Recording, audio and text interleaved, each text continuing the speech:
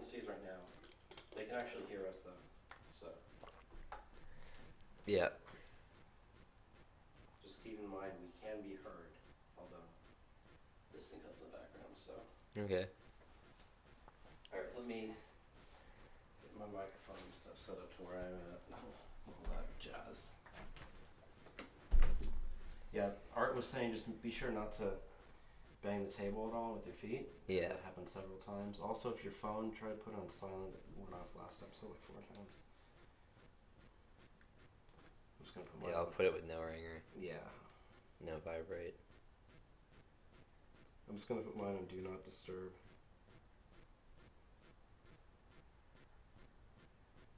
I don't need mine do not disturb. I've got my watch, so it's not gonna actually go off. Yeah.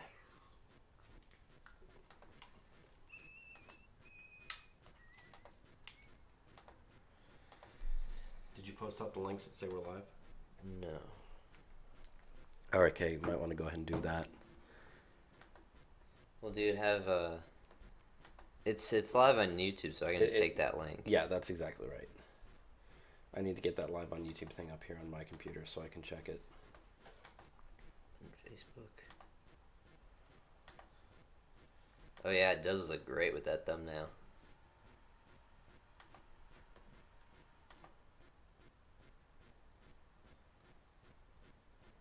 Yeah, and like I said, I've got my stuff turned on, so switch account. This one. Yeah, it does look great.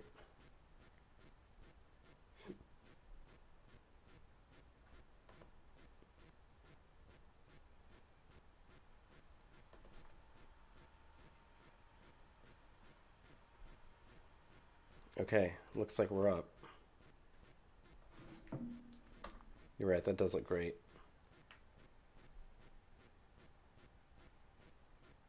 Well, we've got about 5 minutes until we're going to start.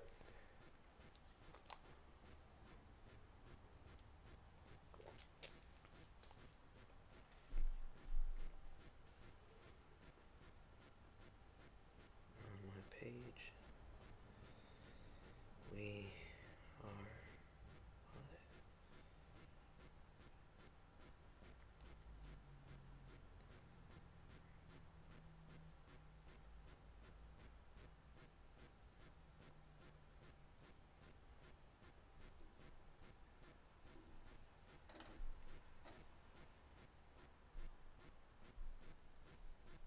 Publish. Okay, it's up on Facebook. All right, I'll go ahead and send some text out. Text out. Just text a few of our friends.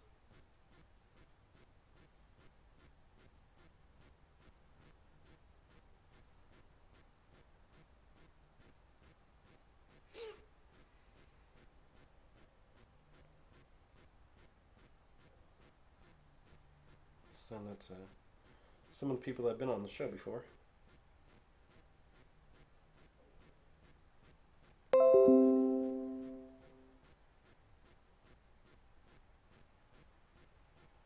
Share it to my Facebook too.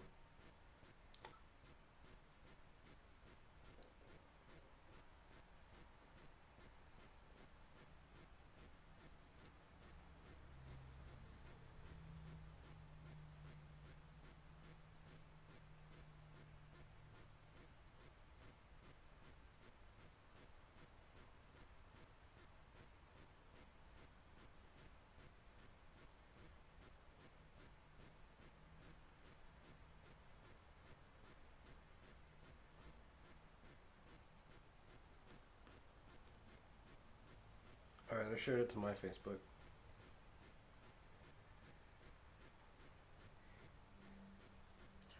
I can put it on Gab too. Let me do that. Okay. Yeah, we get responses on Gab, right? Gab does well for us.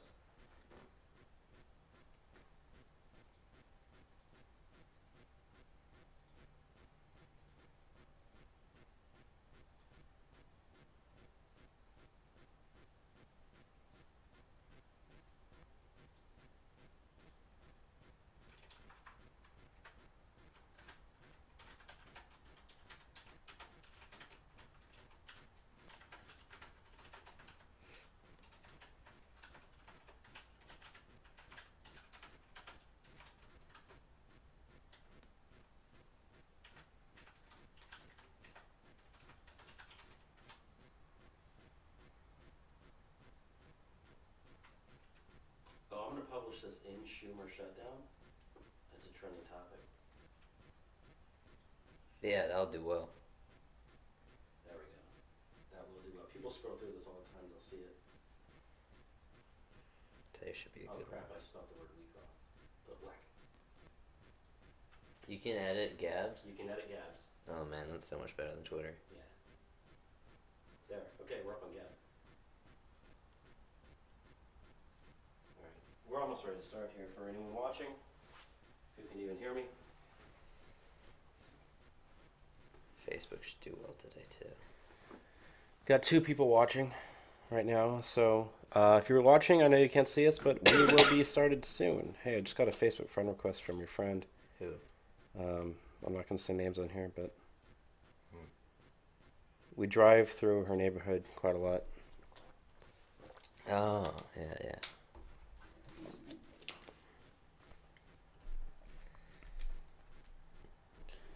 Hey, you can do what I do if you want.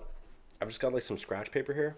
If I ever need to write something down during the show, or like need to remember to add something, like in the description box, I just like scratch it down. Yeah. So I guess. I've never. You don't have to. Felt like the need to It's write just something I down. do. Okay, it's we got like 1 minute till we're gonna start here, so we'll just start on time no matter who's watching. Yeah. So give us a minute, and we'll start in just here in a second for the 2 of you watching. Thank you so much. And I got tons of pens here and stuff for you to write with. I'm not sure if we can see those because I haven't adjusted it. Ready to go. All right. I doubt I'm gonna write something down.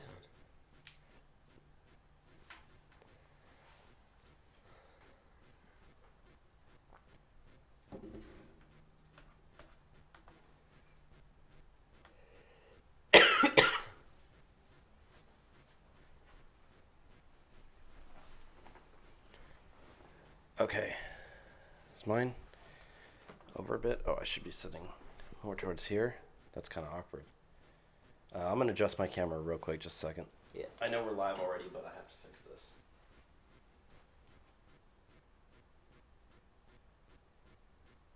Yeah, that's better. That's better. Oh, that is way better. Put Trump more in your shot. Yeah. Yeah. There. That looks good. Okay. Okay, I think we're pretty much ready to go here. So let me just put this back where it was. Move this down, and I have my stopwatch going when we're doing this, so I just know how long it's been.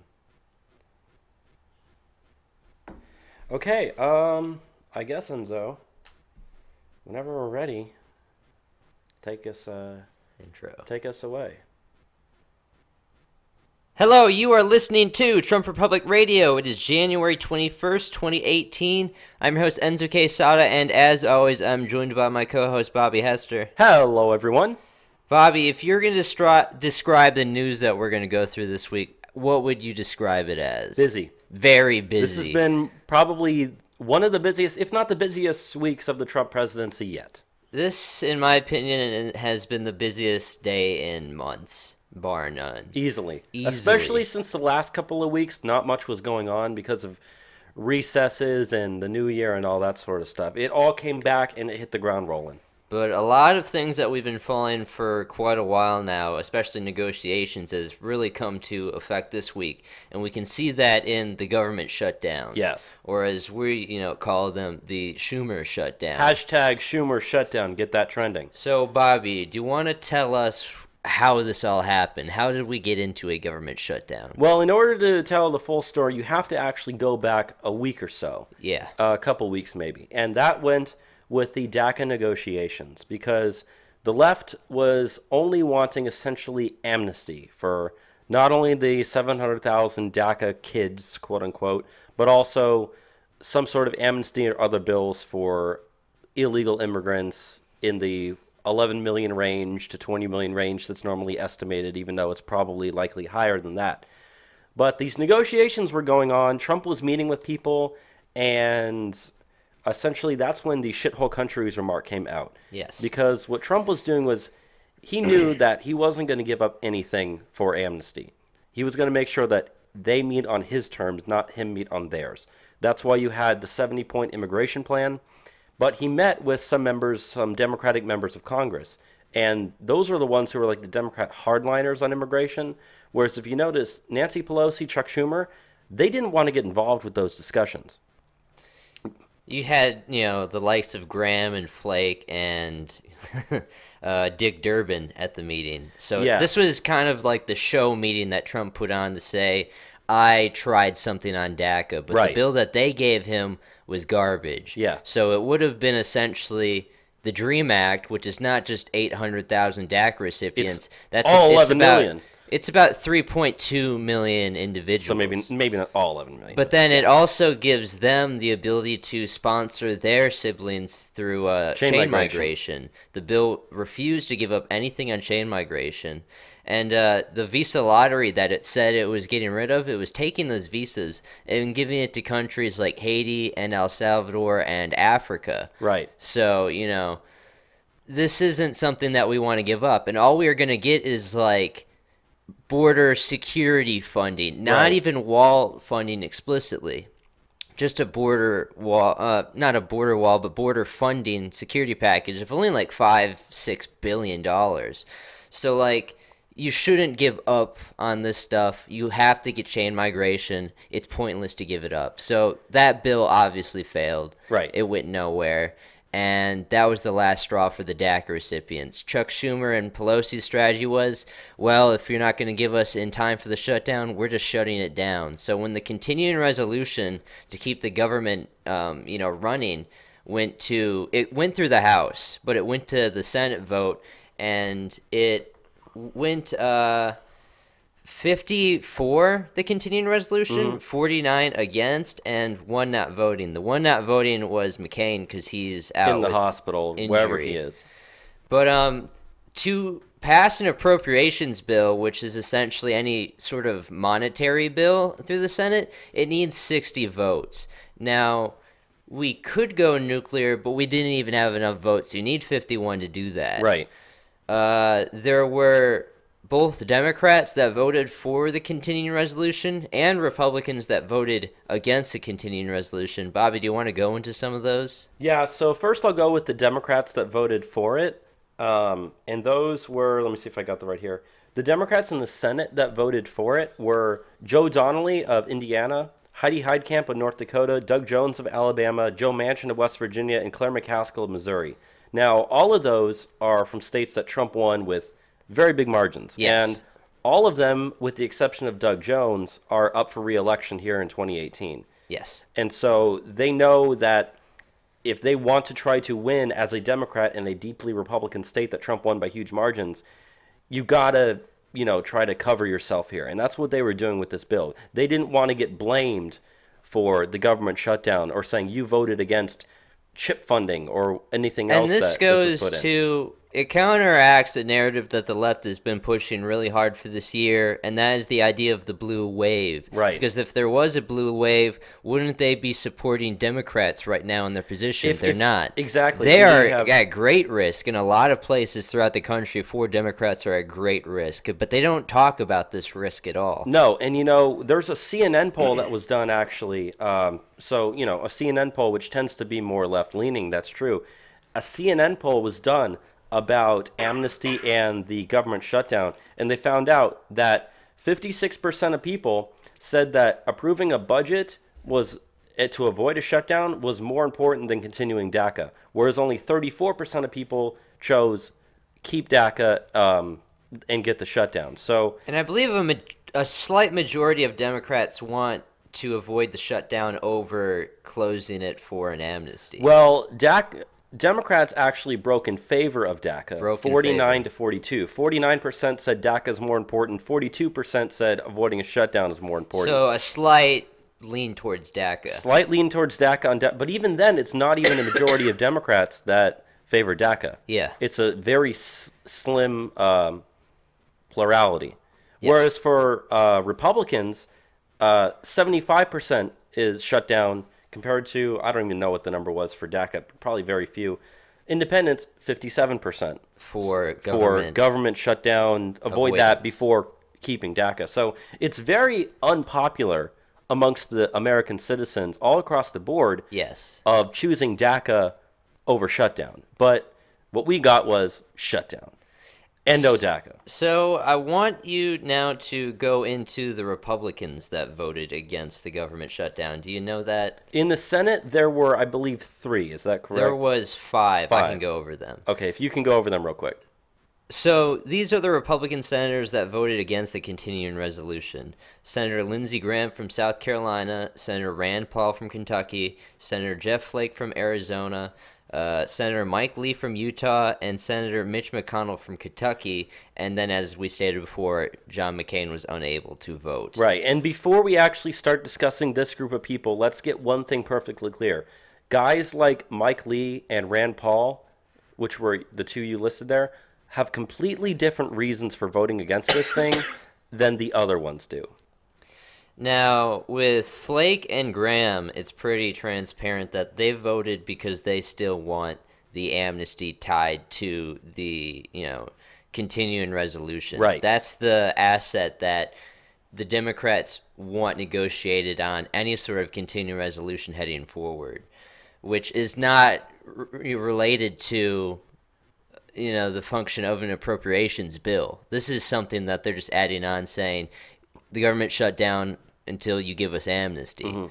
But yeah, as you said, then you have Paul and Mike Lee that voted against the continuing resolution because they just want an actual budget passed, more fiscally instead conservative, of doing another continuing resolution which pushes the bucket down, a couple months later. Right. And Trump actually had a tweet about that too. Yeah. Trump, I don't have it up in front of me, but Trump actually had a tweet, I believe it was this morning, where he said, how about instead of trying to get the 60 vote thing, go nuclear, keep the 51 vote majority to actually pass a thing, but pass an actual budget. Don't pass a continuing resolution. And I believe that even if you had the same people voting the same ways, you're still going to have some of those Democrats and Republican states that will vote for a budget over a potential another shutdown or continuing the shutdown even further.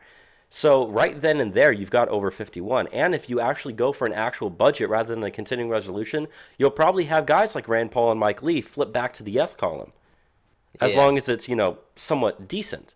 So it's very possible that, it's very possible you can avoid a shutdown, pass an actual budget with the people that we have in Congress right now without having to worry about anything else if you move to the nuclear option and decide to do it with 51 votes. And there's a couple of Democrats that, are still very close at risk for this coming up midterms that might be swayed to vote for the continuing resolution at this point.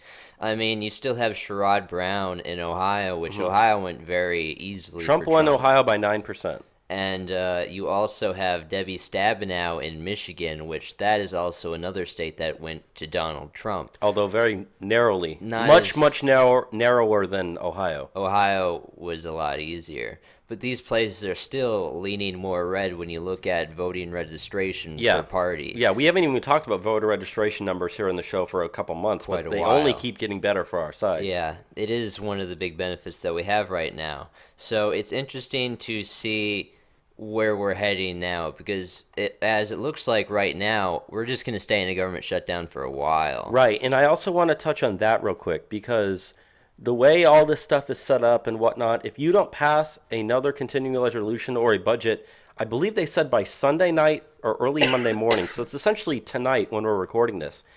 If they don't get this thing passed within now, it's probably going to last for a week, maybe 2 weeks. It could continue for potentially indefinitely for all we know. I would personally love to see this thing last for like 6 weeks, maybe a couple months. I want this thing to just continue, personally. Yeah, because the longer this goes, the more apparent it will become to everyone that this is a fight, shutting the government down over amnesty. And that just doesn't poll well. So I want to leave that to the Democrats to give up on something. If we're going to give up anything on DACA, we need a better bill for us. Right. Which goes into the thing with Purdue and Cotton that you wanted to talk about. Meadows and Cotton. Meadows and Cotton. Yeah. Representative Mark Meadows and is it Representative or Senator Tom Cotton? I keep forgetting. He's a senator. Yeah, so Representative Mark Meadows from North Carolina and Senator Tom Cotton from Arkansas Both of them are essentially like really, really good on immigration. They're the hardliners that we have right now that are leading the way. Like Tom Cotton, I believe, was the one who actually introduced the Raise Act. I'm pretty sure, or it might have been Mark Meadows. One of these two guys. Tom Them, Cotton did. right? Them and Steve King from Iowa. Those are like the three guys that we have that are very, very good on immigration. However, and remember, Mark Meadows is actually the chairman of the House Freedom Caucus. So that's the thing that, you got your more like quote unquote libertarian type guys. But that means, he's got sway over a lot of people in the House Yeah. when it comes to some of these bills. The point that I'm getting to is there's a report out, according to CNN reporter DJ Walsh, they said that Trump has actually entrusted himself with Mark Meadows and Tom Cotton. He said, no matter what passes or doesn't pass in the House or Senate, I will not vote for any sort of immigration bill if it doesn't have the approval of both Mark Meadows and Tom Cotton. Which you can trust these guys. And these are guys that you can trust. Like, Yeah. these are the guys that, like, they're holding everyone else's feet to the fire right now. Like, if you look at Numbers USA, which is the best place for polling on how senators and representatives vote on immigration, these guys both have A's. I think they have A pluses. I believe Pretty they sure. both do. And, like, At least A's, though. Yeah, I was for going to sure. say, and I've been trying to go through the whole the whole database that we have with people and for the midterm election episodes that we're doing. Yes. And it's surprising just how many people are Republicans that don't have like higher than A's. But I personally, if anyone has an A plus, I'm gonna hope that person wins re-election, even if they've done some other things I don't like. Because Yeah, of to me, course. right now, immigration is the most important issue, and so It's what shut down the government. And when I've been going through these lists, you see, I've been checking every single person's policies on immigration just to see what they are. If they're just like mainstream Republican, then I tend not to write it down unless it's like they specifically mention things like the wall or more border patrol, cutting immigration, limiting it, making, cutting chain migration, not wanting amnesty, that sort of stuff. So I personally want those people. But the point that I kind of wanted to get back to when we were talking about this is just how immigration actually is affected by the government shutdown. And there's Yes. a good article here. I believe you posted this. So if you want to bring it up, we can go through let me that pull it real up. quick, because that's actually pretty important once we get to the immigration segment here later in the show. So what you need to keep in mind that with the government shutdown is most of DHS will still be there. So the Border Patrol will still run under a government shutdown, as well as ICE is also working through a government shutdown. That means deportations will continue. The U.S. Citizens and Immigration Services, USCIS, the agency that processes immigration paperwork, will hardly be impacted at all. So as far as like applying for immigration status, you're still going to be able to do that. As far as like visa and passport processing, the State Department will continue to process visas and consulates will stay open, but their operations may see a slowdown in certain buildings that are affected by the government stoppage. As far as immigration courts are concerned, the majority of immigration courts are still open through the government shutdown.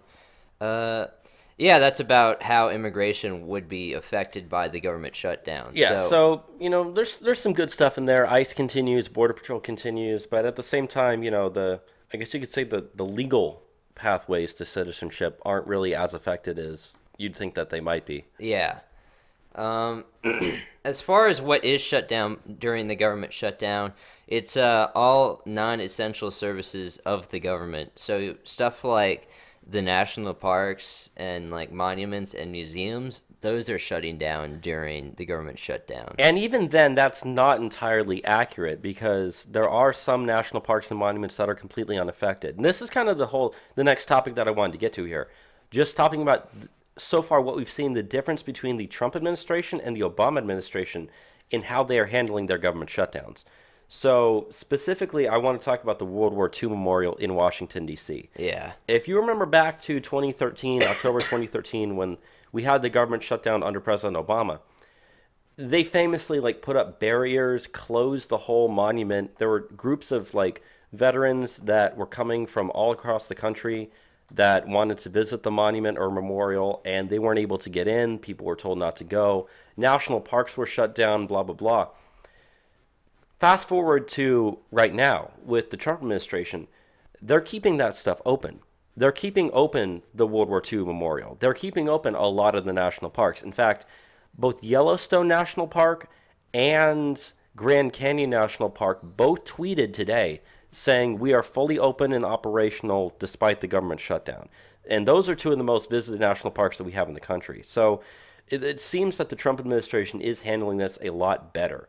Also, at the World War II Memorial, our Secretary of the Interior, Secretary Ryan Zink, he personally went to the World War II Memorial this morning, and was handing out maps to people and greeting visitors.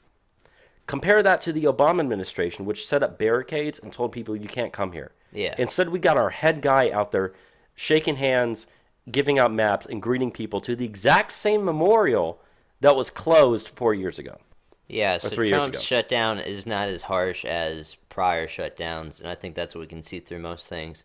But two areas that are still harsh, affected by the shutdown I do want to get into is chip in the military. Right. So potentially we could see 9 million children lose their health insurance under children's insurance, health insurance funding, otherwise known as CHIP. So they tried to put this in the continuing resolution independent of the DACA, and they still said no. So at this point, the Democrats are voting against CHIP passing, and they're always, the ones saying that, oh, we need to help the children, we need to give people health care, but they're preventing children who, CHIP is through Medicaid. It's like a branch of it. It's its own separate program, but it still works in the same sense. You look at how this breaks down per state, just saying Chuck Schumer alone in New York, potentially 684,000 children will lose CHIP because Schumer wants to shut down the government for DACA kids. So it's prioritizing foreign-born, individuals over American-born children. And they say that they have a moral high ground on this. So, yeah, the government shutdown is bad in that way, and hopefully it doesn't last too long for that reason. Yeah. As far as how this is going to affect the military, more than 2 million members of our military will not be paid until the shutdown ends. Now, that's kind of fake news a little bit. When the shutdown ends, they'll get the money. Yeah. But you can't pay out during the shutdown? You can pay out a little bit. It's very complicated and odd, and it's very easy to get misinformation here. You're right. They still get paid for their work. They won't receive their paychecks on time, that is. They still receive some paychecks, but they're delayed. Until the government shutdown then ends, then all the paychecks are able to go out. So it's not like they're getting $0 to the potential to where, a lot of people could just have $0 coming in if this thing lasts for 2 months. They want to make sure people don't get to that point. Yeah. So they will get paid, but it is delayed and all that other sort of stuff. So it's very complicated, but you just want to make sure that, these people are getting paid. So, yeah, in that regard, it is good that if the government shutdown doesn't last very long, which is hilarious because I still kind of want the thing to last for a while. Unfortunately. I want it to last as long as the Democrats will fight for this amnesty. And if that's all the way to 2020, then so be it. As far as also how this affects the military, 100,000 National Guardsmen will be sent home from training. Pilot training will be stopped, and trainings will be canceled for tens of thousands of reservists. So It lowers our military preparedness quite a lot by being in shutdown. But I don't know. It isn't our fault as, Republicans that support the president at all for the shutdown. We try to be good. We've said what we will give for a DACA. Did you hear Schumer complain about how, oh, Mr. Trump, I put the wall actually reluctantly on the line for a DACA save? It's just the wall isn't the most important thing that we put out there. It's chain migration, and you know it. And the Democrats are actually starting to shift their tone. Before, any talk of wall at all, they would not do it at all. Nowadays, they've actually started to shift their tone. It was Representative Gutierrez from Illinois. I believe it's one of the guys that was the, like, I'm leading this, like, vote for impeachment for Trump type of guy. Pretty sure it was the same dude. He was being interviewed about the government shutdown, and he even said, he said, fine, you want the wall, we'll give you the wall. You tell us how high you want it. You tell us how long we want it. Just don't touch the dreamers.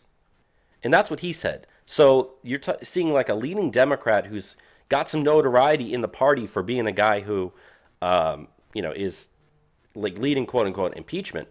That's the same guy who's saying, fine, you want the wall, we'll give you the wall. Just give us what we want too. Yeah. And so, like, they've already conceded in the wall. We're getting the wall. Like, we're going to talk about the wall here later in immigration. The wall's happening.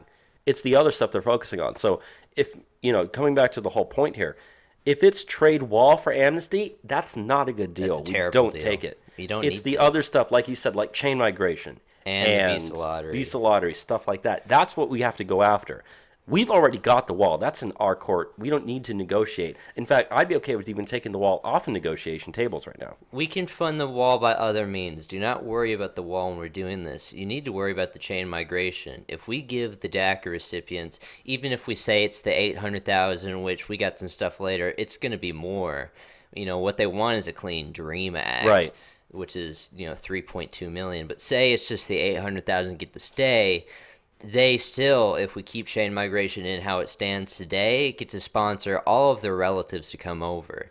And, you look at the DACA program, it's about 85% Mexican nationals. Mexican nationals on average sponsor about 5 immigrants to each immigrant. So you can easily do the math there. So, yeah, that 800,000 will turn into millions. But as we said, the DACA, they want to go for the DREAM Act, which is already 3 million. You'll be bringing in potentially 10 million people over the course of just a couple years. I mean, there's a poll that, or not really poll, there's a report study that was done. I'm not sure if and they'll all be legal. They'll qualify for all and I was government going to say, programs. there's a thing I think we cut it out. They said that legal immigration alone over the next 50 years will bring in 100 million new people into the United States. I believe we still have that. We might still have it. If so, we'll just, we'll get to it when we get to it. 100 million legal new immigrants to the U.S. over the next 50 years. Everything will be blue if that happens. So, yeah, this is why we can't compromise on the shutdown. We're protecting ourselves from being damaged by a really bad immigration bill. And, hey, this is all over amnesty. We're fighting amnesty. And the thing is, like, this doesn't have to stop the shutdown. We can work on DACA afterwards. You can get a continuing resolution going, and then we continue to work on DACA. They are putting their line in the sand saying, the government shut down until you give us this. And the longer it goes on, they're going to start having more town halls. Because remember, this is an election year, okay? Yes. The Texas primaries are less than 2 months away at this point. Other primaries begin afterwards and afterwards. Illinois is 2 weeks after Texas. Yeah. So that's like about 2 months from now. Primary season is starting everywhere right now. And every single person who's a Republican running against a Democrat in like a Democrat district that's even close is going to be changing their campaign website and shifting their tone and focus on their Twitter accounts and saying, my opponent shut down the government, vote for me instead. Yeah. Which is what needs to happen. If you're somehow listening to this, if you're working on anyone's campaign or have contact with any Republicans that are running in blue districts that are close and have the potential of winning, you need to be shifting your tone and focus, blaming this entire thing solely on the Democrats. Don't cuck. Put the blame where the blame begins. You want to win. This is how you do it. Just wanted to get that out there. And there's one last thing, at least I wanted to say about this. We didn't, even though the continuing resolution passed in the House, we still had some Republicans voting against it. Oh, you want to go over who? Yeah, I've got the list here. House. It wasn't very many. It was only like 10 or 12 people, but it's very important to read this.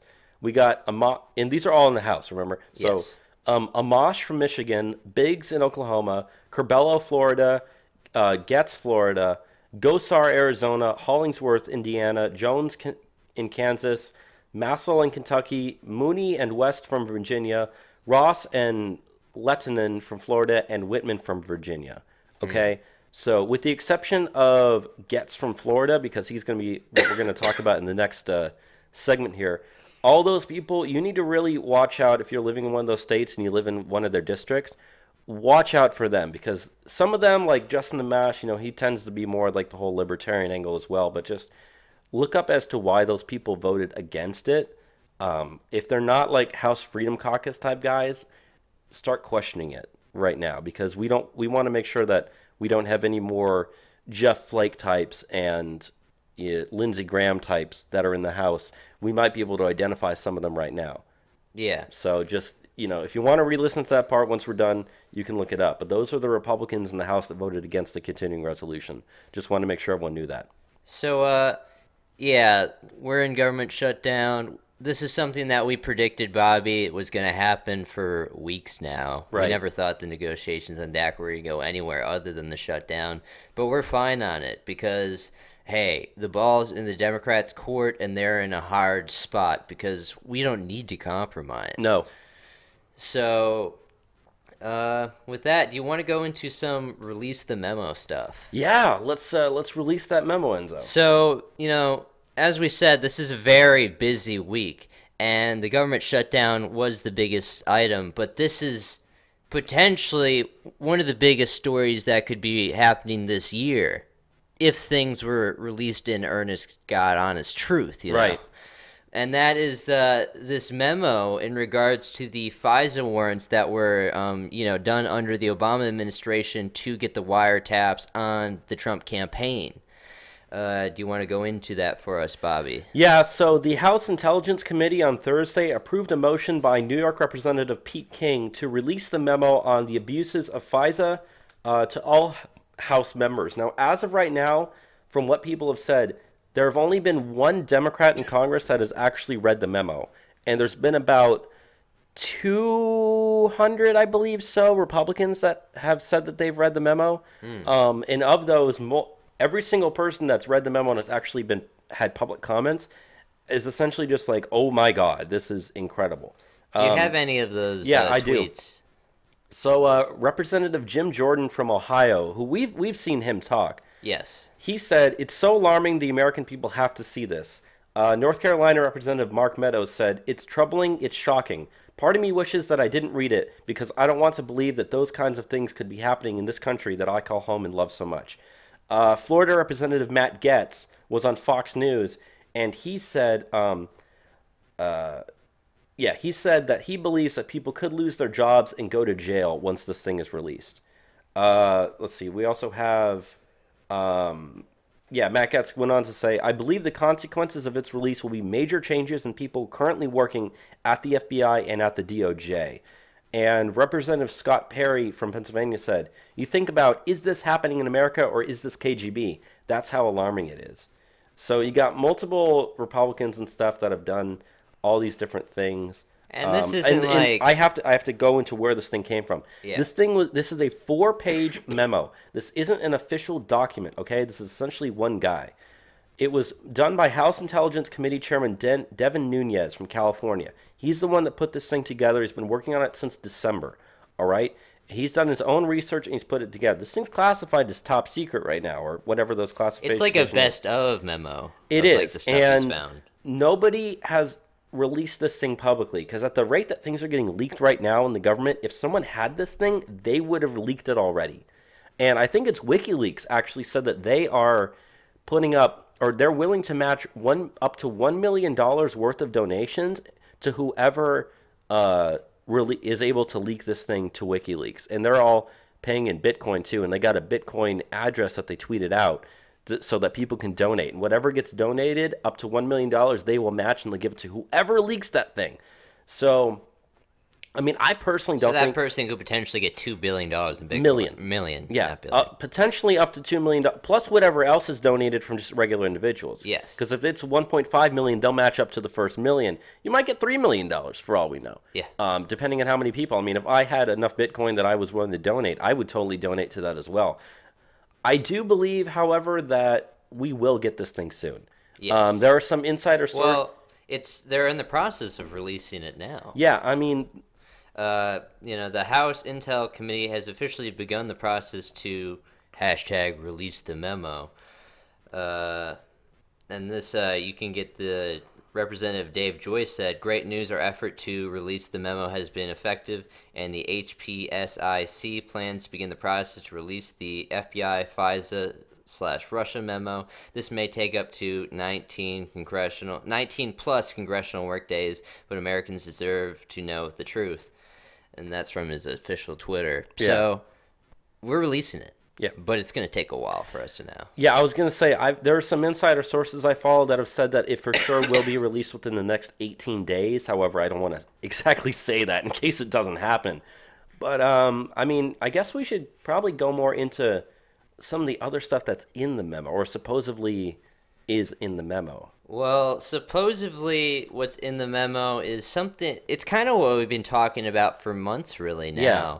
And that is the whole FBI collusion, The Russia narrative. to set up the Russia narrative. So this goes back to the 2016, about the summer of 2016, would you say, Bobby? Yeah. The FBI gets these search warrants through the Steele dossier as justification to get the FISA warrants on the Trump campaign to monitor all of their communications to see if they even talk to a single person that's Russian, which is not illegal to talk to people that are Russian. And this kind of goes back to the whole Trump saying, like, Trump Tower was wiretapped. His campaign was wiretapped. We know even that. back then, when he said that back in March, I believe it was now, that, Obama wiretapped me, he said that that's Watergate-level stuff. Trump knew the stuff on the memo all the way back then. And now you're getting a lot of these representatives saying this is bigger than Watergate now.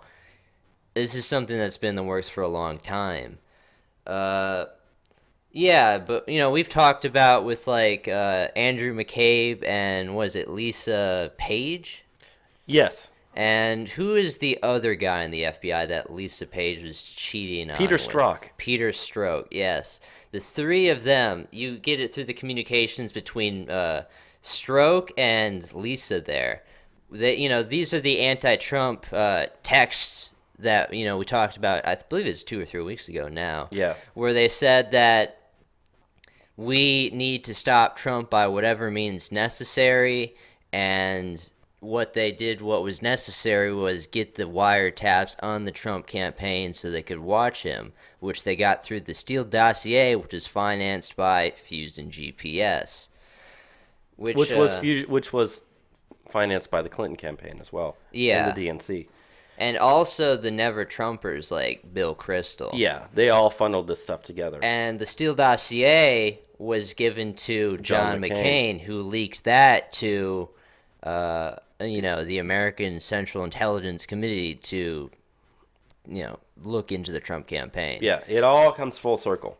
So that's essentially what is in the actual memo we're trying to get released right now, is the confirmation of at least that's what we think it could be. That's what we believe. However, it could be anything. If you look at the quotes that some of those people that have read it, and they've all said, yeah, this thing confirms what we know, and it's even much worse. There's definitely stuff that we don't know about at all that's going to be in there. Yeah, and one of the things that people believe it does is it confirms that Representative Adam Schiff from California was leaking stuff to the press. And it's interesting because ever since the whole release the memo stuff started getting trending, he's been so quiet. Now, this is a guy that he would never, ever, ever pass up an opportunity to put his face out there and open his mouth to be anti-Trump. He's been dead quiet since then.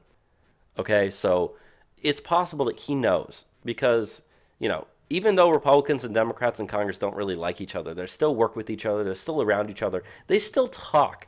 And it's very, very possible that not only did some Republican read it, possibly tell him what's in it, or just be like, hey, dude, heads up, I read this thing, it's not good for you. They're freaking out right now a lot. Yeah. And if it's that much worse and it confirms what we know, it's very possible that what Representative Getz said from Florida, that, yeah, this could end up with people getting arrested and thrown in jail for it. I hope it does. Now, I don't think this memo has smoking gun to Barack Obama. Right, I don't think either. Or Hillary Clinton.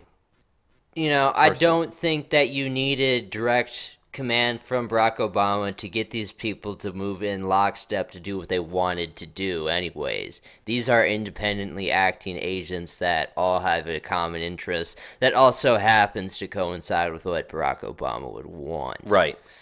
But yeah, when this gets released, it's going to hopefully be the biggest stuff ever. Now, the media has downplayed the hell out of this. They even said with all the activity for the hashtag on Twitter that, that's Russian bots doing that. Yeah, and that's the problem is every single time something happens where it trends on our side, they just automatically blame Russia. I mean, did you see Twitter send out those emails to people about Russia? Yes. Okay, now most of you that are listening probably have a Twitter account, probably received the same email. But Twitter essentially was sending out emails to every single person who either liked a tweet, retweeted a tweet, or is following somebody who they deem as being a Russian bot, according to their things, over the course of the last year and a half. So they sent out this mass email to essentially everybody on Twitter, especially everyone that's relatively right-wing. And it's hilarious because, like, number one, these things aren't Russian accounts. Number two, who cares if they were? But they're going that far to scare you into being like, oh, you're part of this whole Russia thing. It's your fault. You were the ones that got this thing trending. Which is kind of true, because it was regular everyday people that actually got hashtag release the memo trending on Twitter. It got to the #1 trending worldwide topic. It was an organic. It was organic. Hashtag. I saw it wasn't just like, your not obvious AstroTurf. It wasn't your obvious like right-wing troll accounts that you see on Twitter that was tweeting it out. It was your average like normie tier type people, your average even boomers that have Twitters even were the ones that were out there and that were retweeting it, tweeting about it, talking about it, and just realizing, wait a minute, this is what we've been waiting for. So it is an organic movement. It did come about by itself, and it has a lot of backing to it. The fact that it's at the exact same time as the government shutdown, God, this does not look good for Democrats at all right now. No. Especially if you're one of the ones who you think might actually be implicated in the memo. Yeah, these two things could tank their midterms for them, and they understand that. And I hope it does. They're just playing with fire right now. They're trying to do the best they can, but this really could backfire them on them in a grand stance, because there will most likely be Democrats implicated in the memo. Yeah. So we'll have to see where that goes. But anything else in the memo you want to talk about before we go on? No, the last thing I just wanted to say about the whole memo is it will be released. And also we need to mention a lot of people believe the Mueller probe will end when the memo is released. Right. A lot of people are thinking that Rod Rosenstein, who's pretty much like second in charge of the DOJ right now under. He's Sessions. The deputy attorney general. But he's the guy in charge of the Russian investigations. Right. Him, and he's got Mueller under him. But Mueller's the one that's like spearheading the whole thing. Yes. Whereas, so a lot of people think that it's possible that Rod Rosenstein might get fired over this. I'm not sure. I don't know. I hope personally it does. But yeah, that's really all I have to say on the memo right now. Yeah. Let's move on now to the stuff about the Trump health exams. So Trump got a health exam earlier this week. He got it done by the White House doctor, who, by the way, was the exact same doctor that President Obama had. Dr. Ronnie Jackson.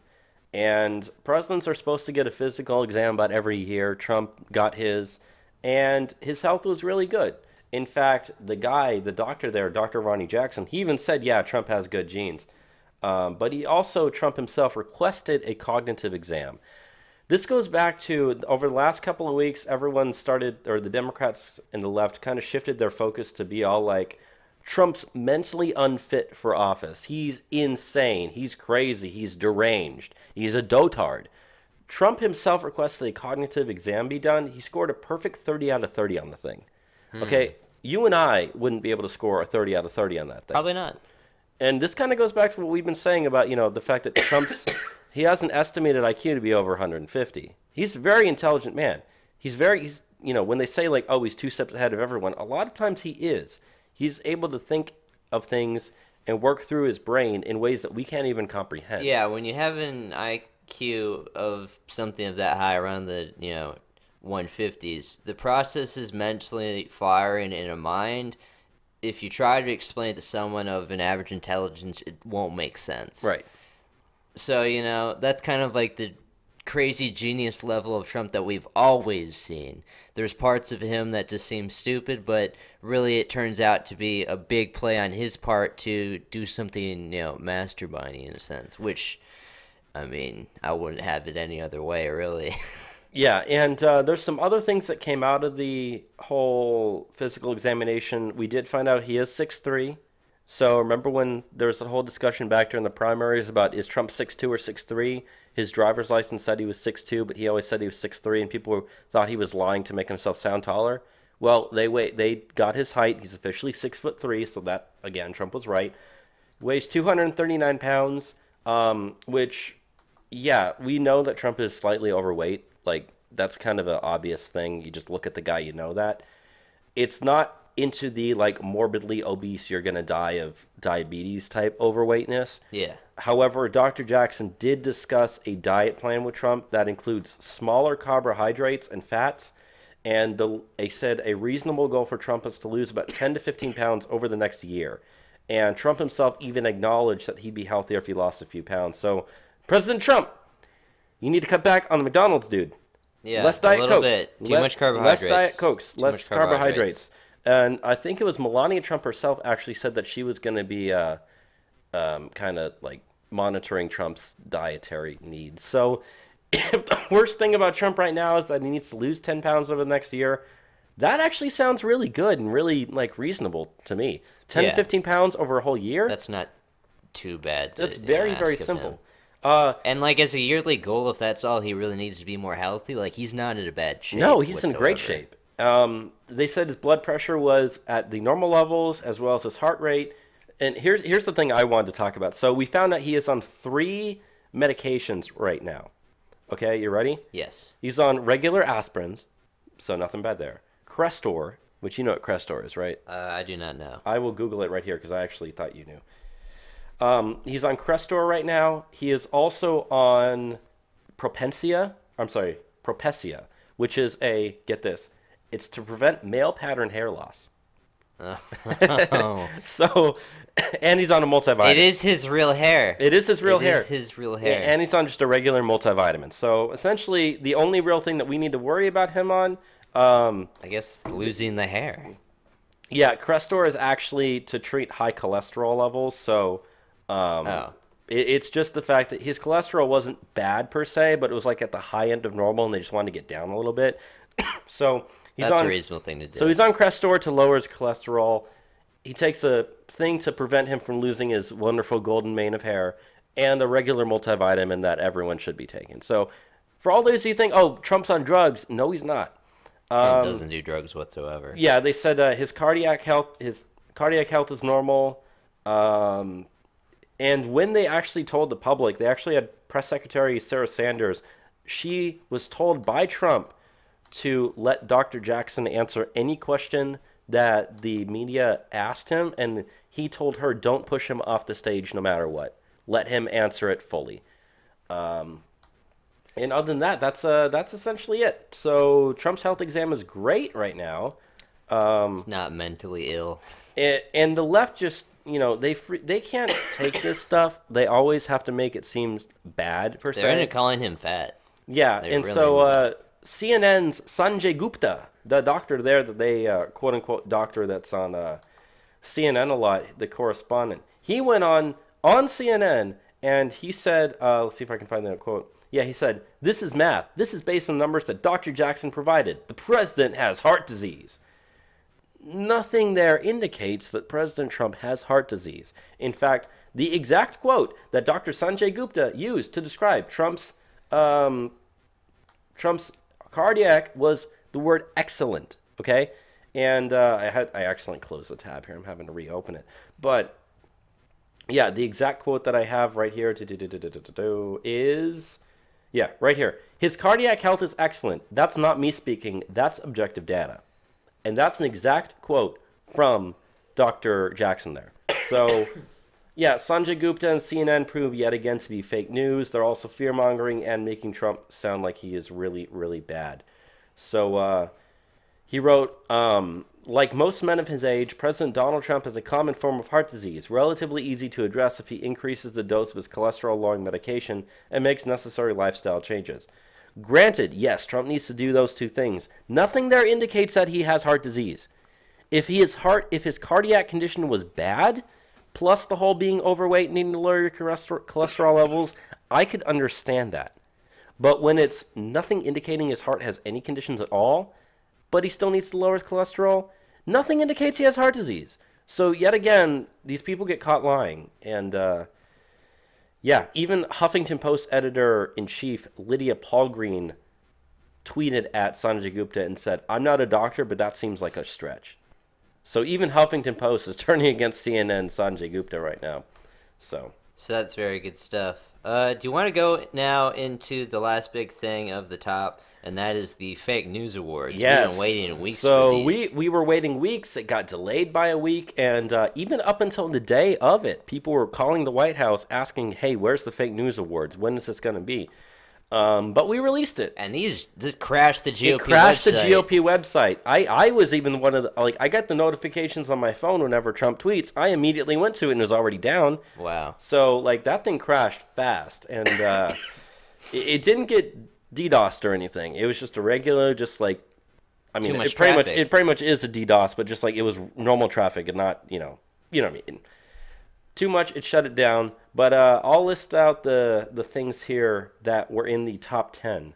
So I'm not sure if this is which way this is. So okay, here we go. It's the top 10, and we'll just read them off quite here.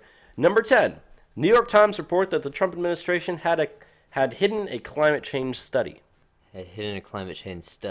Number 9, CNN report that former FBI Director James Comey would dispute President Trump's claim he was told he was not under investigation. Which, I remember when this happened, Comey didn't dispute it at all. Number 8, Newsweek's report that the Polish First Lady did not shake Trump's hand, and yet there were pictures of her shaking Trump's hand. Yes. Number 7, CNN's retracted report claiming Anthony Scaramucci had Russia ties. Okay. And that got retracted. Number 6, CNN's video suggesting Trump overfed the fish during his visit with Japanese Prime Minister Shinzo Abe. That was a good one. That was with the koi fish. That was hilarious. Because Shinzo Abe is the one that did it first and told Trump just to do it. Mm-hmm. Number 5, the Washington Post's Dave Weigel tweeting that Trump's December rally in Pensacola, Florida wasn't packed with supporters. Because the picture he tweeted was 2 hours before the thing started, showing people just entering, meaning, not very many people there. I remember watching that one live. I'd say there was about at least 14,000 live. They had a packed event. It was a lot of people. Yeah, it was the normal size of a normal Trump rally, so it was good. Number 4, Time report that Trump removed a bust of Martin Luther King Jr. from the Oval Office. This was day one when Trump got in there. Yeah, and they didn't remove it from the Oval Office. He moved it from one area to another area. In the same room. And because it wasn't in the same spot, they said, "Oh my God, he took it away." Meanwhile, Trump tweets out a picture and says, "Hey, by the way, it's over here now. Not over here, you stupid people." Number 3, CNN falsely reporting the Trump campaign had early access to hacked documents from WikiLeaks, when in reality, they had got the dates wrong on those. And the information that Donald Trump Jr. talked about having from WikiLeaks was days after it was first published on WikiLeaks. Yeah, when it was available. Not days before. Because that was when they had, I think it was June 7th, or 17th, but they forgot the 1, so it looked like it said 7th, so it's a week prior. That's what that whole story went to. Yeah. And number 2, ABC's Brian Ross bungled report on former National Security Advisor Michael Flynn. So this was the one that caused the stock market to go down 200-something points and caused a lot of people to lose a bunch of money. Yes. And Trump called him out, and I believe he got fired or... I think he got suspended. Suspended, yeah. And I'm not sure if he's still suspended or not, because that was only a month or so ago. And the number 1 story that we have is... Which I think it's a good one. It is definitely a good one. And actually, it goes back into the next story that we have up here. We're kind of going to do a little... segue here. Number 1, New York Times, Paul Krugman claiming the markets would never recover from a Trump presidency. So yeah, Paul Krugman, if you don't know him, he has a Nobel Prize in economics. He has a column in the New York Times, but he's like a Keynesian economist. And when he wrote that the market would never recover from a Trump victory, Right. but Bobby, this is a good time to go into it. It's done a little more than just survive Trump winning. Oh, yeah, just a little bit more. So the Dow Jones this week, for the first time ever, hit 26,000 points. 26,000 points. 26,000 points. The Dow Jones, as since Election Day, you want to guess how much is up? I mean, you can see it right in front of you. Yeah, just tell me. 42% since Election Day. The Dow Jones is up 42% since November 8th, 2016. It's amazing. Yeah, And almost, just 8 points away from double, or half. Yeah. as Now, high.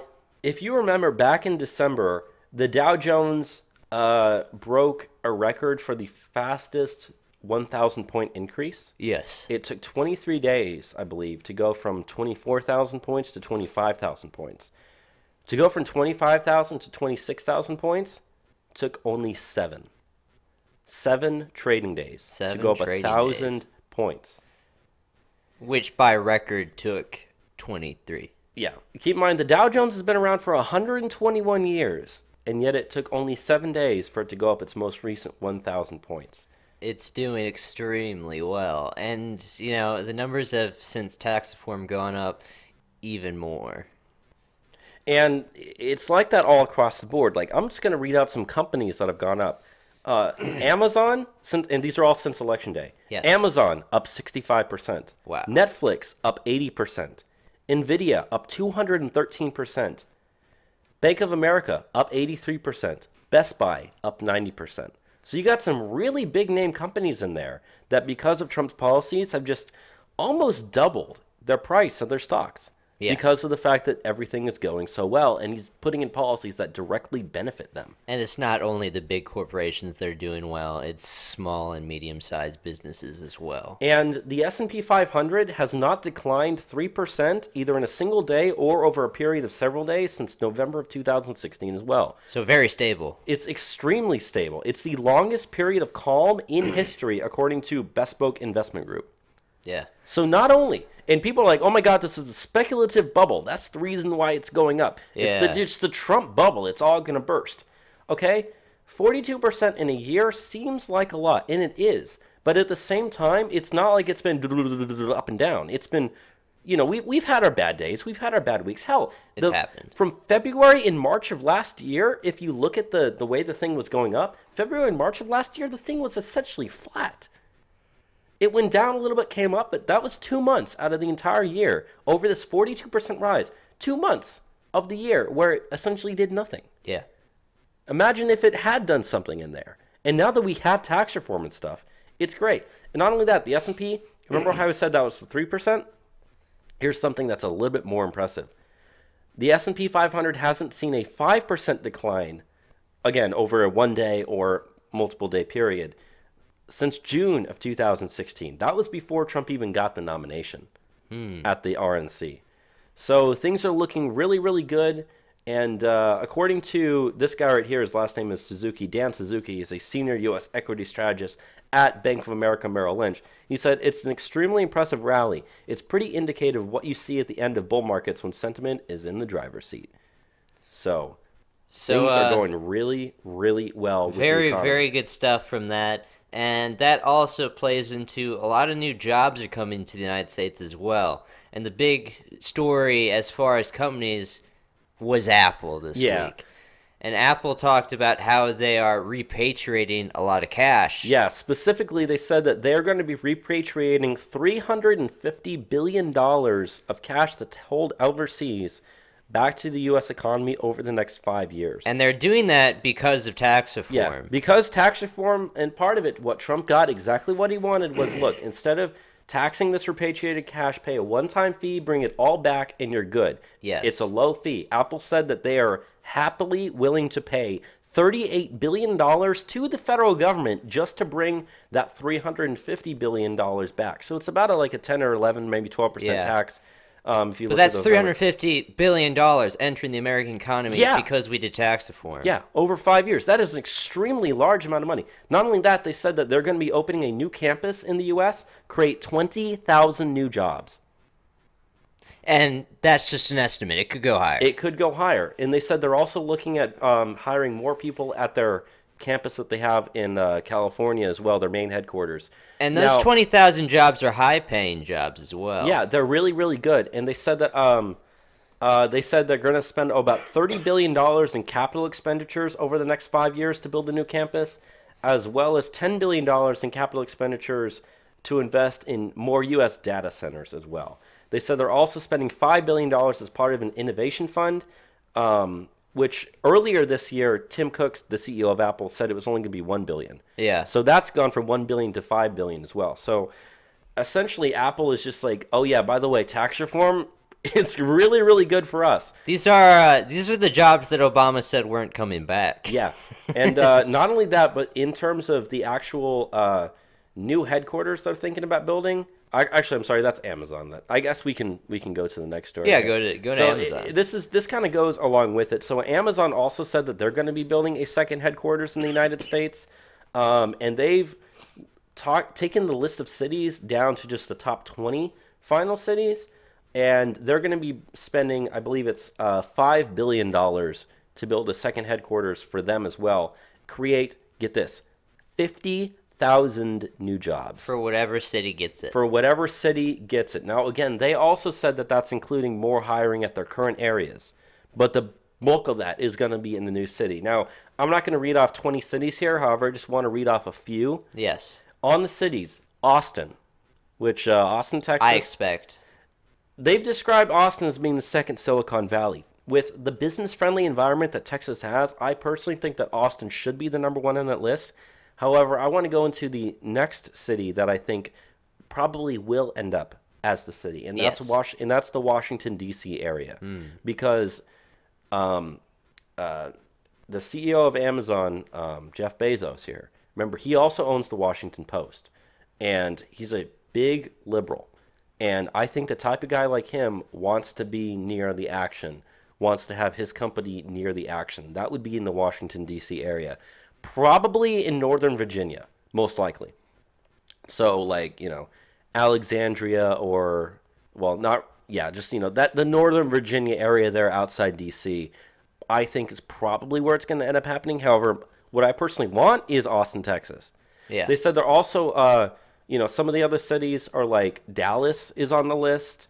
So that could be a potential other city in the U.S. Dallas is a good place too. Yeah, I mean, I can just read through the list here. It's Atlanta, Austin, Boston, Chicago, Columbus, Ohio, Dallas, Denver, Indianapolis, Los Angeles, Miami, Montgomery County, Maryland, which is also in the D.C. area. Yeah. Nashville, Newark, New Jersey, New York City, Northern Virginia, which is like the D.C. area, Philadelphia, Pittsburgh, Raleigh, North Carolina, Toronto, which is interesting.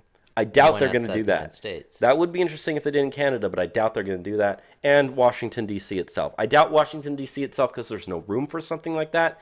I just think that would be difficult. So I personally hope it's Austin.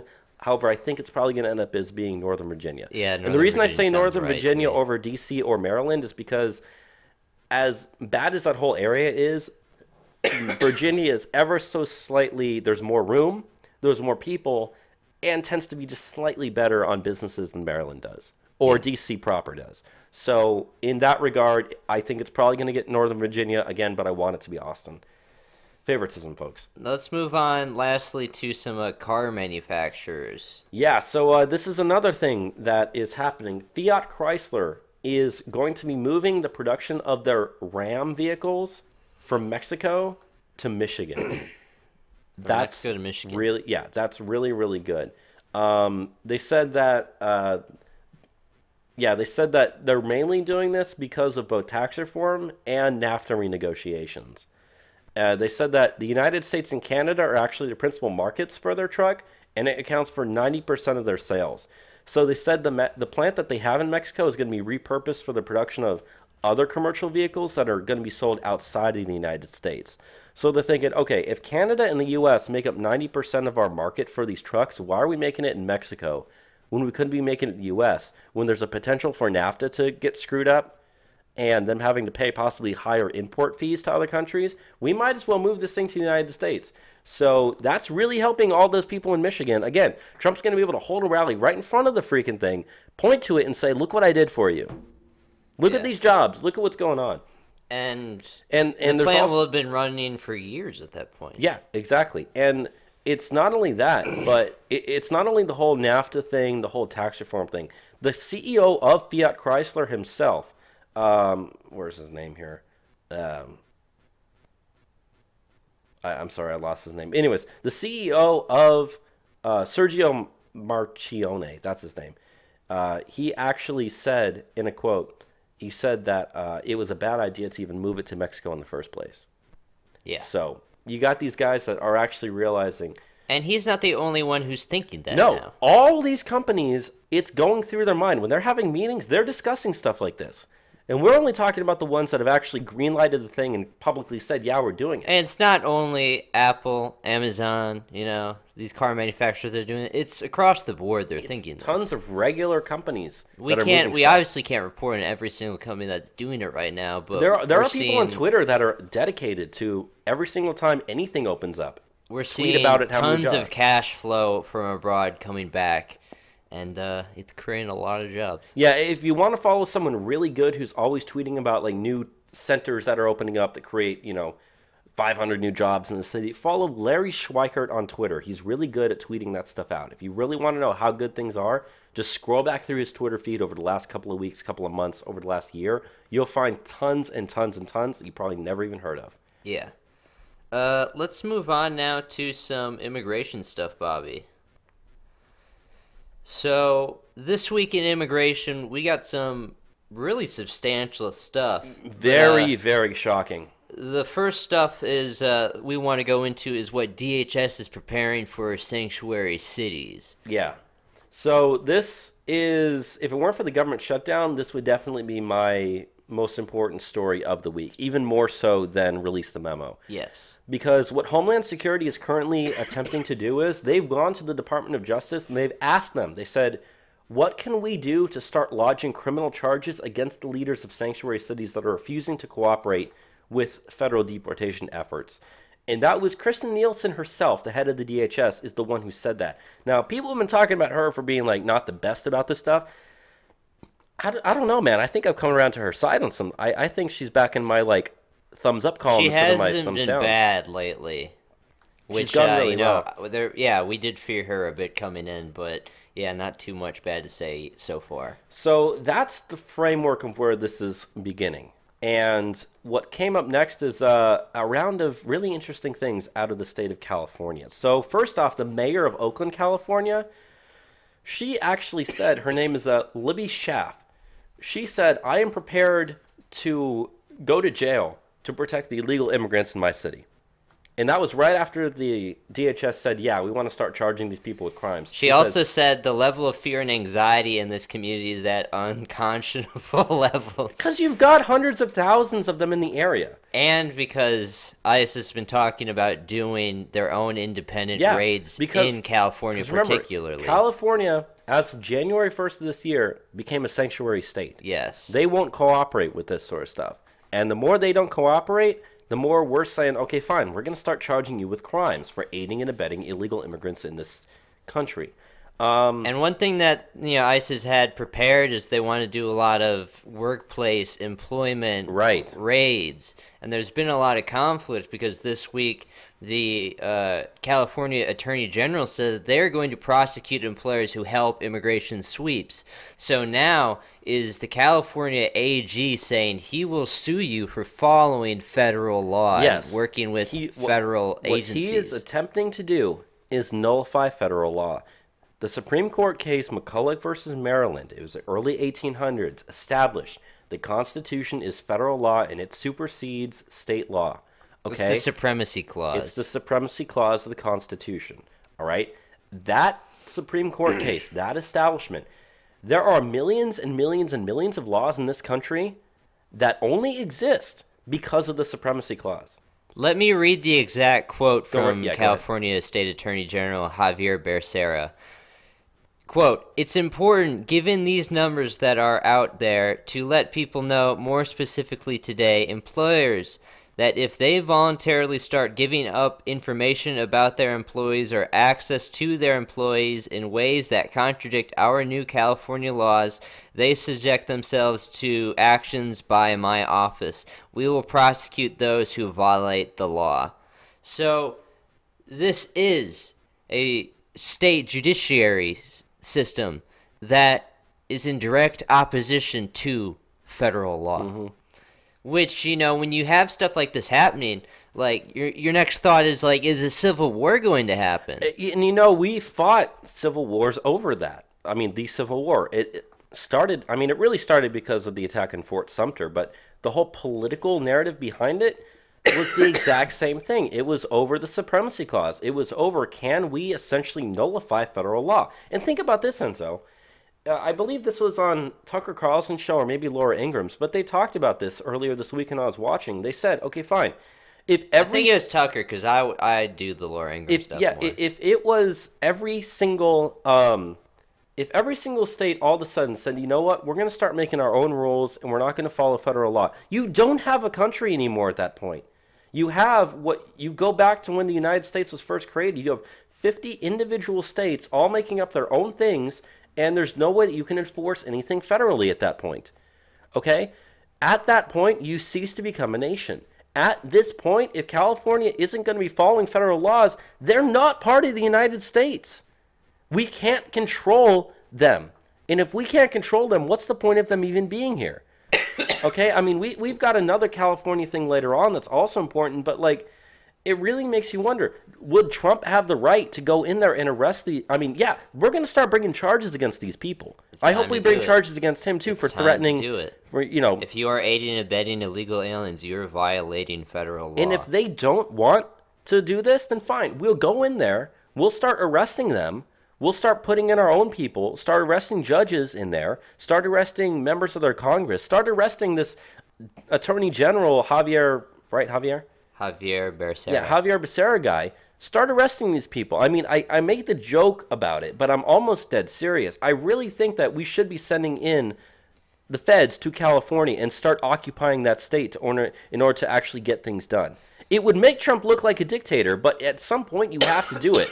Because otherwise, it's just not going to continue. Yeah. Either that or forcibly kick California out of the nation. Now, I want to go into another thing that we have out of California that's also startling, and that is starting April 1st, California, the DMV will automatically register illegal aliens to vote by court order. So I'm just going to read a little bit of this. For many years, illegal aliens received full-blown driver's license from the California Department of Motor Vehicles.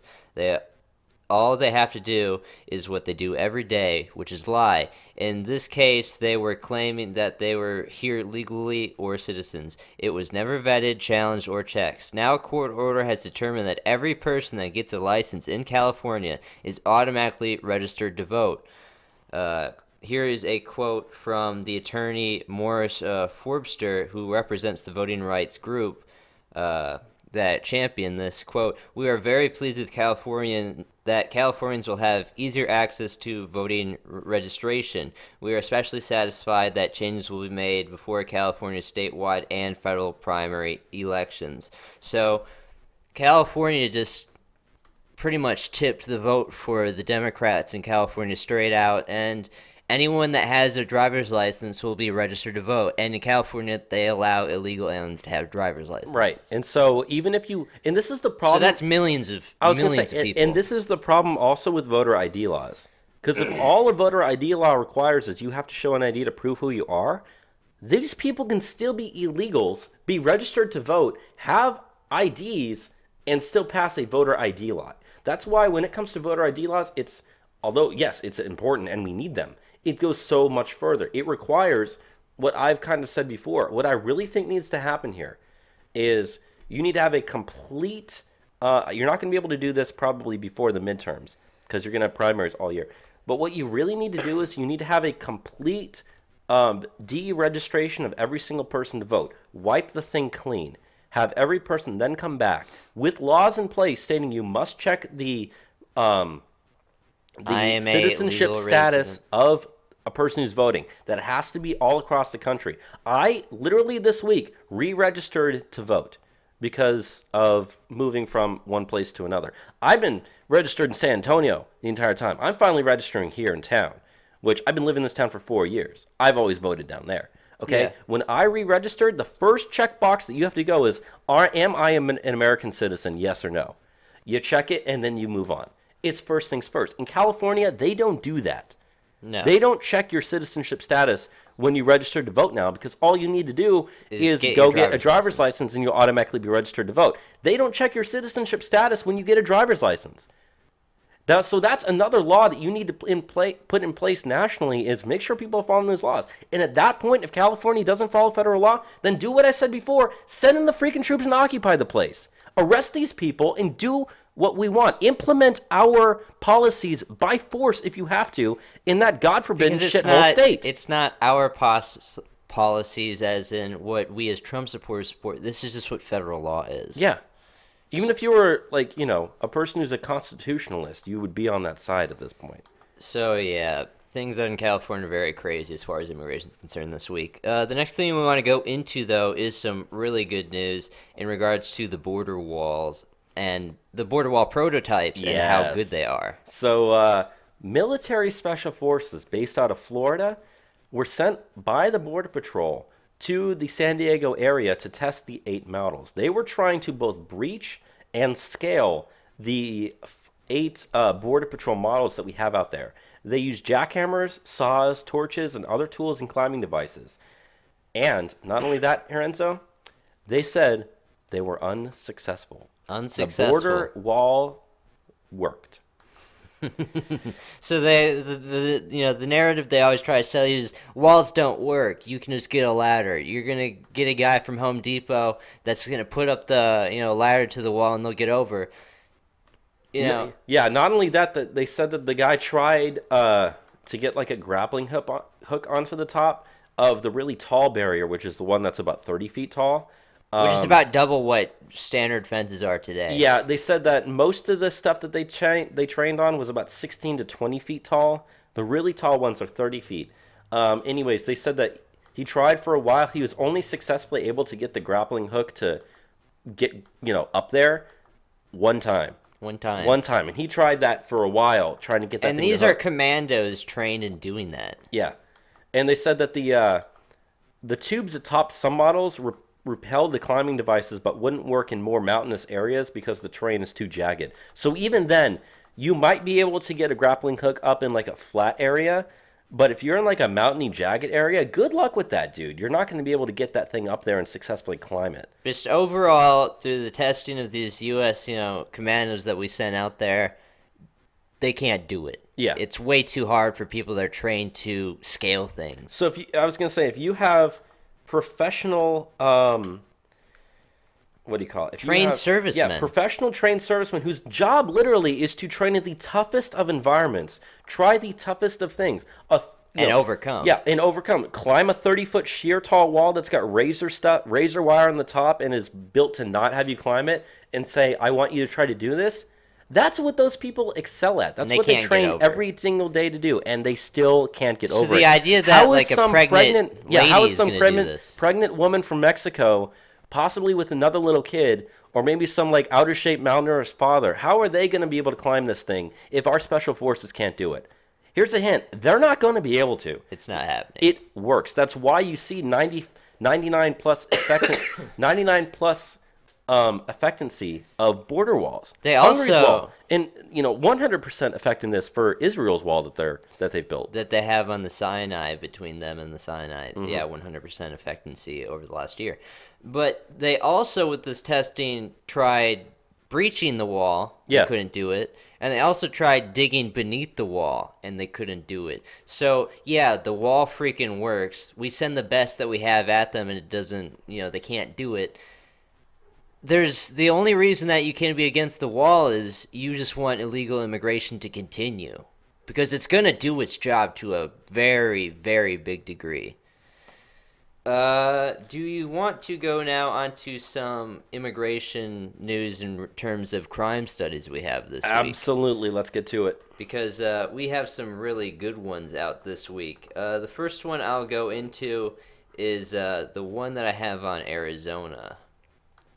So there was a newly released Arizona crime data survey done this week that has really shattered a lot of liberals' key narratives on immigration.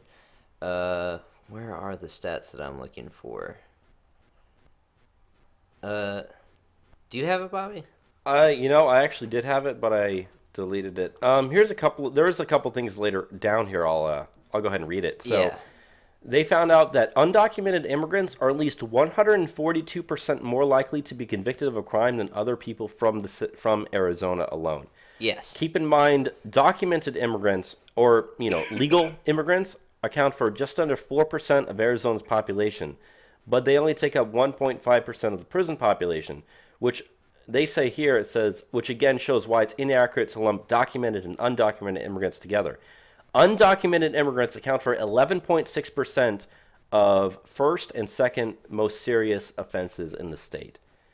So, yeah, when they say, oh, immigrants commit less crime than normal, for legal immigrants, in some states that's true. In Arizona, the illegal ones are committing nearly 1.5 times as much crime as the average citizen. Right. And so they said further, undocumented immigrants in Arizona are consistently more likely to be convicted of murder, manslaughter, armed robbery, sexual assault of a minor, sexual assault in general, DUIs and DWIs, kidnapping, and other serious crime charges. They said undocumented immigrants are 163% more likely to commit first-degree murder than U.S. citizens in the state of Arizona. So yeah, it's amazing. They said that in terms of sample sizes, undocumented immigrants are 5% of Arizona's population, but they account for they're 82% above the national average and fifth among all states. So, obviously that's going to be higher for border states, but it just shows you how bad illegal immigrant crime is in one of our states itself. And no wonder Arizona's flipping to become a blue state.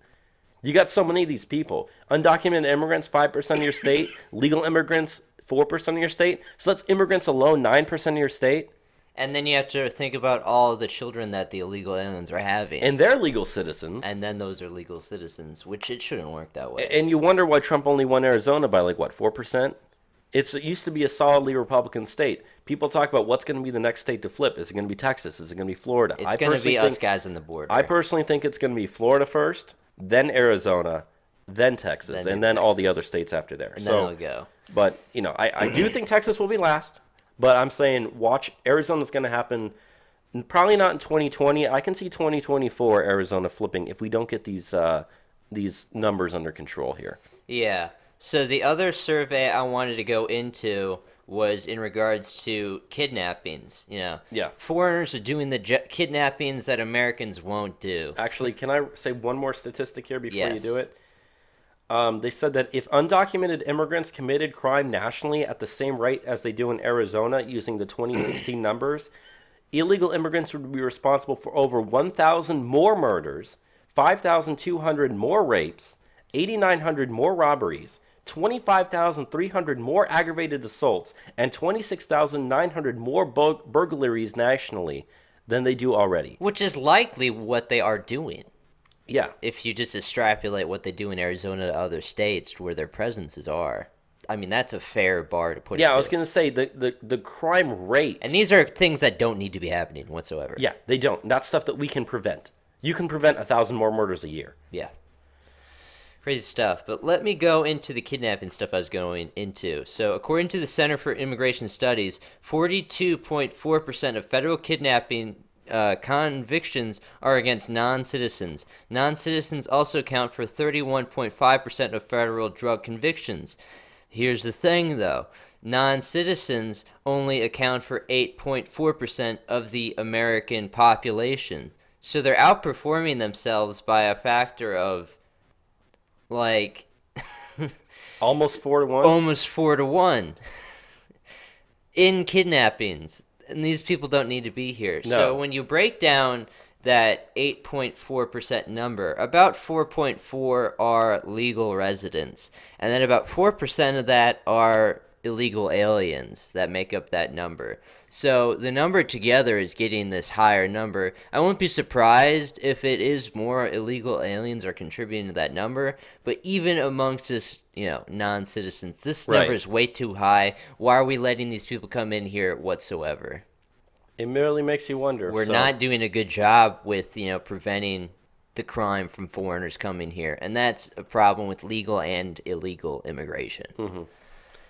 Very, very surprising stuff, though. Yeah, and, we also have a couple stories here of illegal immigrants that have actually been doing stuff, or at least one story here, and this is a video that has gone viral over the last week, and that's where there was an illegal alien who had killed 2 cops, and he's sitting there in jail. His name was Luis Enrique Monrey Bracamontes, and he was on trial for killing 2 police officers back in 2014. And he said, quote, "I wish I'd killed more of the motherfuckers," he said as he's sitting there smiling and laughing. And he goes on to say, "I will break out soon and I will kill more. Kill whoever gets in front of me. There's no need for a fucking trial."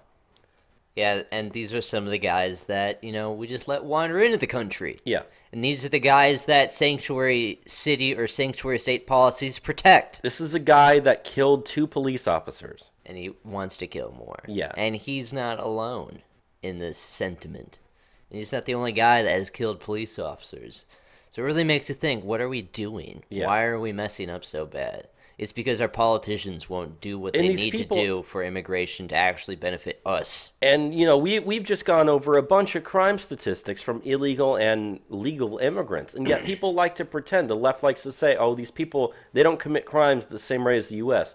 They earn so much more money. They contribute so much more to the United States economy. They're so much better than Americans. Yet you look at any actual statistic and data here, and it shows that, yeah, these people are so much worse than average Americans. Why are we bringing them here at all? We shouldn't be. In fact, we should be taking the ones that are here and getting rid of them. And this goes into the last little release of information that we want to get into your minds on this as far as foreign-born nationals not being good for this country. So according to a official joint statement issued by the Department of Justice and the DHS, 3 out of every 4, or 402, individuals convicted of international terrorism-related charges in U.S. federal courts between September 11, 2001 and December 31st, 2016 were foreign-born.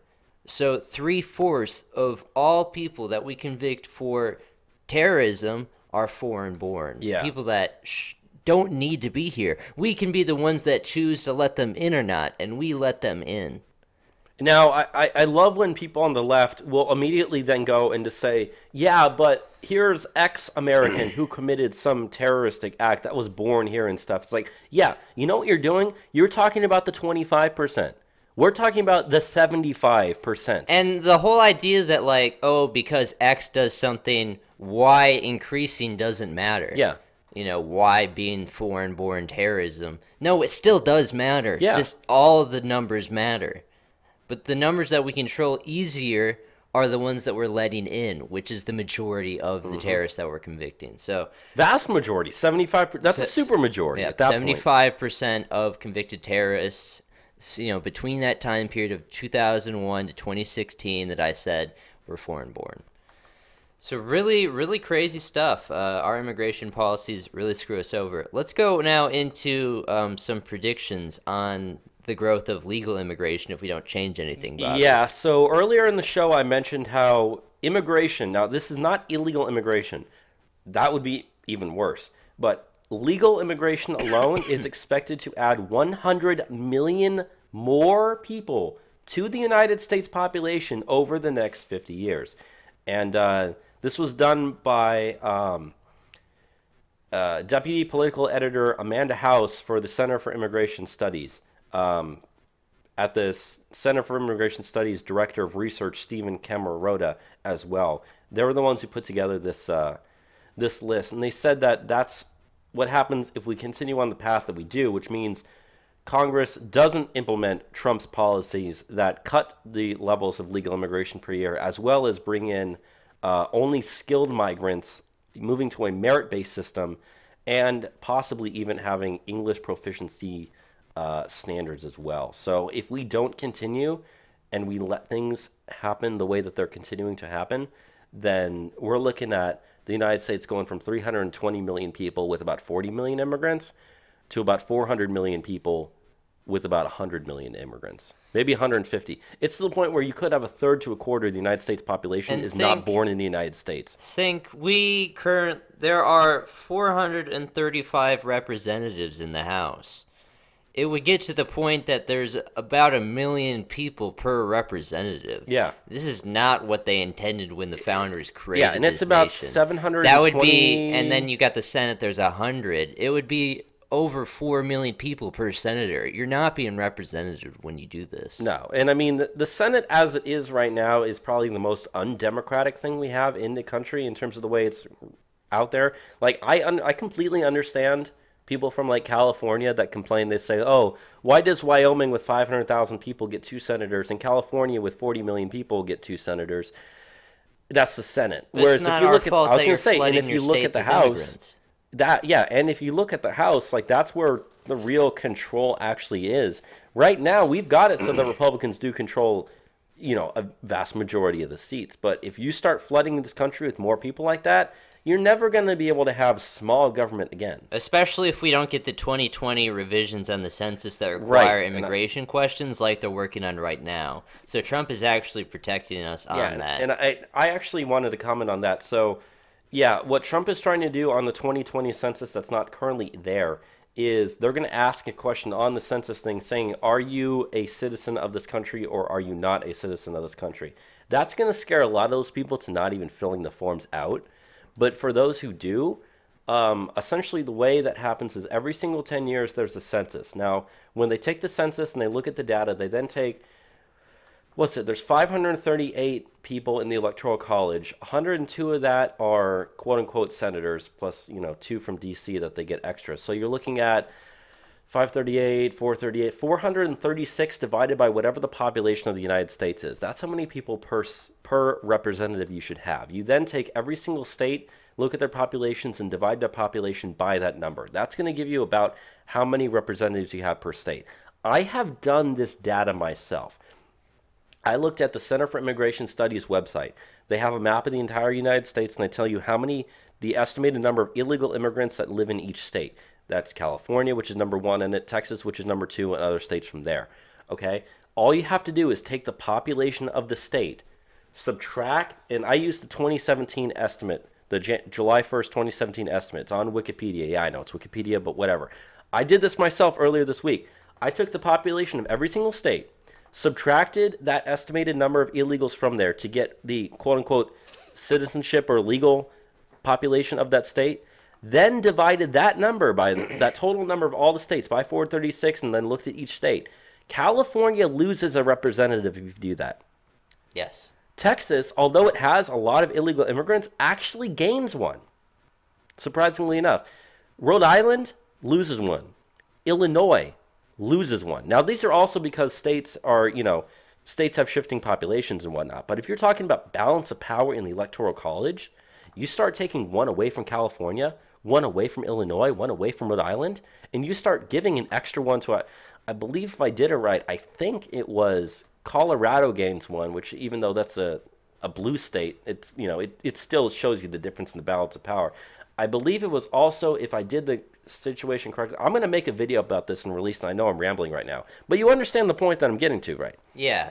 It changes the balance of power amongst the states just by not counting these people in the census. So that does nothing but help us, and I'm glad that President Trump is doing it.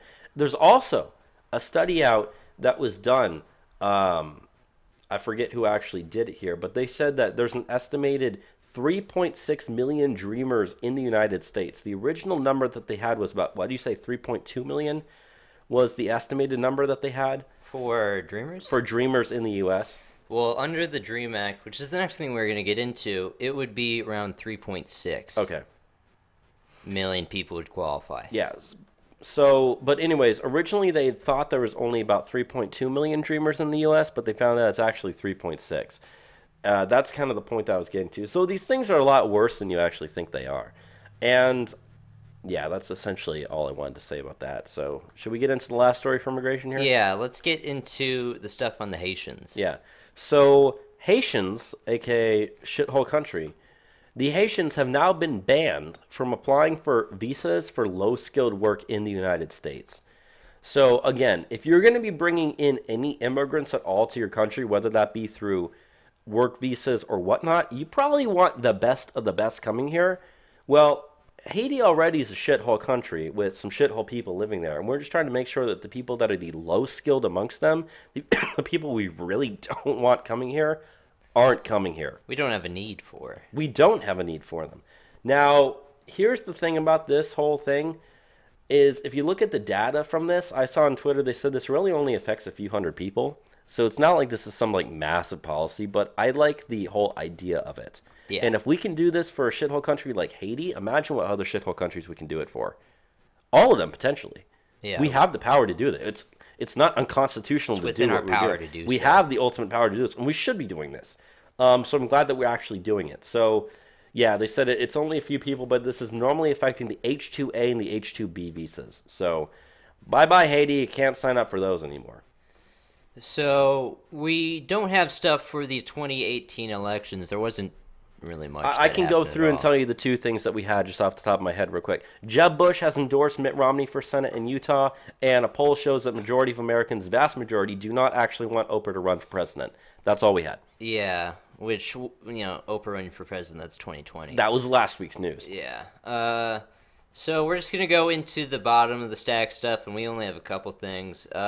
The first thing we want to go into is some California stuff, starting out with New California has declared independence. Yes. So these were actually a group of people out in California. Now, when I say group of people, this is literally like state representatives and people from the state. Like state legislators. State legislators. And what they've done is they've essentially said that the more conservative / rural areas of California that make up not like the coastline from Los Angeles up to San Francisco, they've got maps here. They've declared quote unquote independence from the rest of the state of California. They have the power to actually send the state like the actual laws and filing forms and whatnot to get something like this to happen. Question is this constitutional? Is it legal? Well, Article 4, Section 3 of the Constitution is what West Virginia used to secede from the state of Virginia and become its own state back during the Civil War or after the Civil War. So you actually have precedents for this to happen. And legally, in terms of the United States, they could do it. There's nothing saying they can't do it. It's just whether or not California will actually let them do it. But the reason this was such big news is because, number one, you'd add a 51st state. That is, unless the quote-unquote California part of New California, the liberal coastal part, actually seceded from the United States altogether, which I think would be pretty cool for that to happen. Yeah, that's fine. Then let us keep your more like, your conservative areas or more rural areas, where all like, the productivity of the state actually happens, other than Silicon Valley. But yeah, that's essentially what they've done. And they've got the power to put this stuff on like the ballot and stuff. It's not necessarily the whole like California secession movement or the state of Jefferson secession movement that are like more grassroots things, trying to petition legislatures to allow them to actually get names onto a ballot. This is people in the legislature that are saying, yeah, we don't want to be a part of you anymore. We think that your policies are hurting us. We stand against them. And I also went through and I added up the vote totals for all the states that are in like the New California area. And as conservative as you think it is, Hillary Clinton actually still won those counties. Yes. Overall. So we're not saying that this would be a reliably Republican state. However, it's vastly more Republican. Donald Trump got 32% of the vote in the whole state of California in 2016. If I remember the data correctly, when I added up the vote totals of all those counties, I believe Clinton won it like 55 to 43 or something like that. But to go from 32% to 43%, that's a significant increase. You can add a lot more people. Now, the question is, okay, fine, you'd have to have two more senators, and if it's blue by that much, it's probably going to be two new Democrat senators. That doesn't help us. In the House, there was a law that was passed in the early 1900s that actually caps the list of people in the House, I believe, at 438 or whatever the number is there. So you can't add any more people to the House. That's why we say earlier. There's 435 people in the House. Okay, thank you very much. Thank you for getting that. So yeah, you have to divide it by that many people, all right? That really starts to become an issue when you do things like this because you have to redistrict everything in the country in order to do that. The thing I'd like to see is would they gain senators? Would they get 2 senators seats? For they that? would, yeah. That The would Senate be a lot of power. the Senate can continue to add people to itself. Those would probably actually be blue. They would be blue, and that's what I'm saying. So it wouldn't help us in the Senate by adding 2 more blue senators. In the House, you probably add. I did the math. It was like 19 or something like that was the number of representatives they'd have. So you're essentially seceding a state. You're seceding a population size electorally about the size of Illinois and Pennsylvania. Big. Very big. And it's still going to be blue for now, which is a problem. So as much as I like the whole idea of New California, it wouldn't be that good for us. My biggest problem is the name New California. Every single state that is 2 words long in its title, when you look at state abbreviations, it's the first letter and first letter of the first word, first letter of the second word. New California is NC. North Carolina already has NC, and they can't have more than 2 letters in the abbreviation, so you need to change your name, folks. Call it like East California or something like that. East California. You know, call it something different, calling something good, okay? But just don't call it New California because it kind of sounds dumb, and you can't do it. So other than that, I fully support this movement. I fully support any California secession movements or anything like this. So I hope this actually goes somewhere. And because of the fact that it's being done by legislatures, not civilians, chances are it might actually do something. Yeah. If anything, what it does is it creates a real schism in that California legislature to say, yeah, there are quite a lot of people here that don't want to participate in this anymore. So they don't want to live under the same system as government. So I want to talk now about that system of government, or just the state in general of California, because there's 2 things that happen that really are very surprising that people might not know about. The first thing is California is now the poverty capital of the United States. It has surpassed Mississippi. This is according to the U.S. Census Bureau. They released it this week. 20.6% of California's populace is below the poverty level. Now, going on to the second thing I want to go into, and this is in terms of inequality. We measure inequality by something called the Gini coefficient.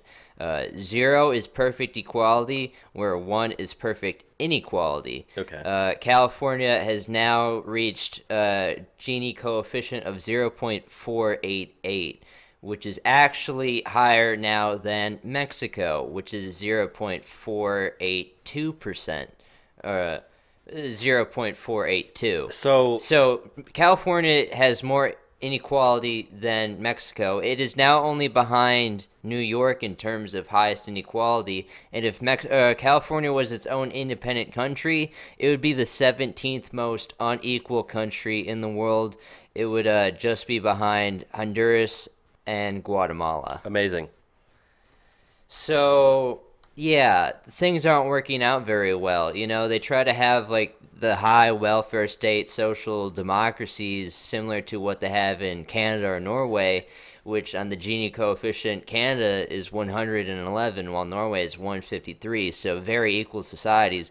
But really they have extremely unequal societies, so they're more like banana republics like Guatemala and Honduras. Now, did you mention the immigration, how that affects their welfare forms there? Well, obviously, because they have such high levels of immigrants, that is causing a lot of the problems. Yeah, but did you actually read the stats here? Because I can read them for you. Yeah, you can read the stats on that. So, native-born people in California, 30% of them are on some forms of welfare. Immigrants, both legal and illegal, in the state of California, 55%. 55%. So that's over half compared to 30% of native-borns. So again, when we talk about this whole like, oh, immigrants make America great. No, they're on welfare at higher rates than United States citizens. We're paying for these people more so than we're paying for ourselves. And in California, we spend $100 billion a year on paying for illegal immigration and all the different ways that we pay for it. In California, they're not checking if you're illegal or not to get on these welfare benefits. Just in the same way that they're giving away driver's license that automatically register you to vote. They just see them as, oh, they're just part of society. They deserve this. But And this is not stuff that they continue to do indefinitely. and you know what? I'm actually going to take a liberal talking point here. You know what we need to do more than anything else in Denso? We need to protect the environment. You know how we're going to protect the environment? How? We're going to protect the environment by making people drive less, by taxing carbon emissions, by making sure people can't drive. Wait a minute. California just gave illegal immigrants, I mean, they've given them for a while, but they're giving them driver's licenses.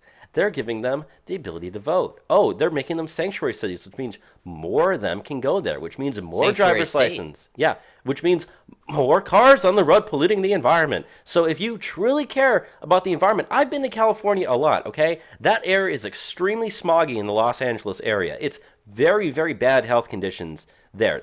Granted, it was much worse in the 80s, and if I have to agree with liberals on anything, I have to actually say, the steps that the state of California has put in to implement in terms of reducing carbon emissions in their state has actually been pretty successful. It's kind of draconian in a way, but it has worked. I will give them that point. You want that to all go away? Start taking in 20, 30 more million illegals into your state. Okay, give them all driver's licenses. Let them all buy cars. Let them all drive. You think air pollution is bad now? Just wait until a few years from now when it's at uncontrollable levels. You want to turn into China? More.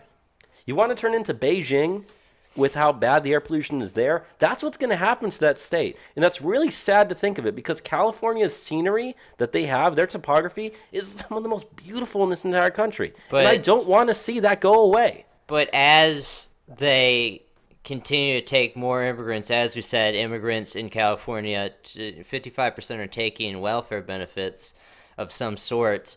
The poverty will only increase, the inequality will only increase, as the wealth will only be concentrated in the hands of the richest few there, and a lot of those people are leaving right now. I mean, they're moving to Austin, Texas. Which is turning our state blue because as well. The taxes are way too high in California, so it really is not good situations out there.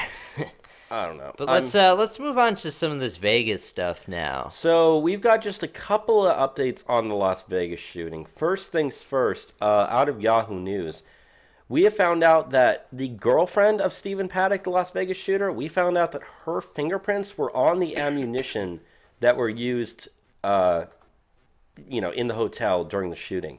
And she actually said that she helped him load those cartridges. Stephen Paddock's shooting. Yeah, Stephen Paddock's shooting. So, yeah, she admits that she actually helped him load the ammunition that he used during the attack. Now, that doesn't necessarily prove anything, although, yeah, that's really suspicious, okay? But there's no way she couldn't have known, essentially, is what I'm trying to get to. So that's the first update that we have on her. The second update that we have on her, and this one's actually kind of more important, we now have a valet receipt that was taken the day of the shooting, all right?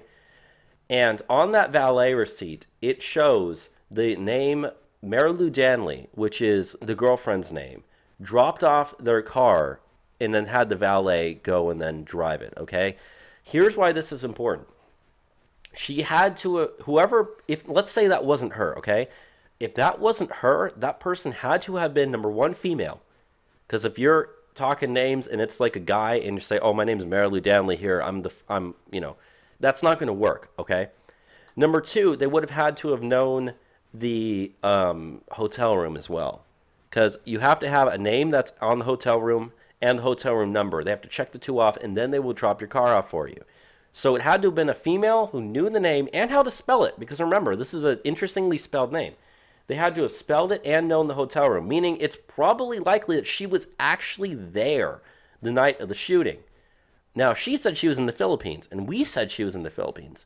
Yet how do you have this valet receipt that was done the night of the day of the shooting that has her name, that had to have been someone that looks the part, can talk the role, and knows the data? Very, very questionable stuff. Very much and so. The very last thing we have is, apparently they said that the Las Vegas shooter, Mr. Stephen Paddock, had child porn on his computer. Yeah. I don't feel surprised, really. His brother did. Yeah. Not the comped sushi brother, the other brother that they found out about. So they found it. It was like the sheriff's department, Sheriff Joe Lombardo, in his first press conference since October 13th, 2017, released an 81-page preliminary investigative report on the shooting that said that has new photographs of the hotel suite and online searches that he conducted before the attack, such as SWAT tactics and other potential public venue targets. And part of that was looking at child porn as well. So they said that in terms of the like videos and stuff from the casinos that we want released, they said they have 2,000 different leads right now. They've already looked at over 21,560 hours of video. So as much as we like to think this whole like, why aren't these videos being released? What is going on here? They're actually investigating it the way that they should be investigating it. They're just not releasing anything publicly, okay? So granted, that seems really bad, and we're kept in the dark on almost all of it. The investigation is going on. Don't worry about it. It is fine. Yeah.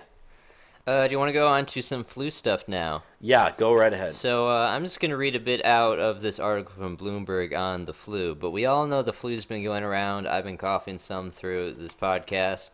I was sick last week. You were very sick last week. I was worse about 2 weeks ago.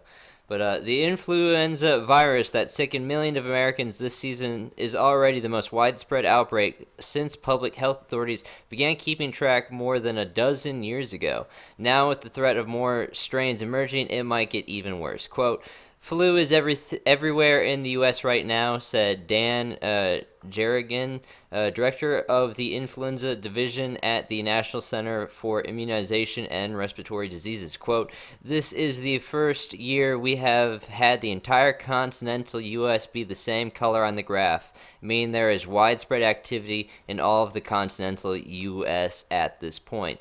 The most optimistic assumptions among government experts is that the season peaked a few weeks ago, marking the apex of what was already an early and severe outbreak. However, such an outlook requires observers to ignore that outpatient doctor visits have continued to decline in the first weeks of 2018, yielding the most flu cases ever for this time of the year.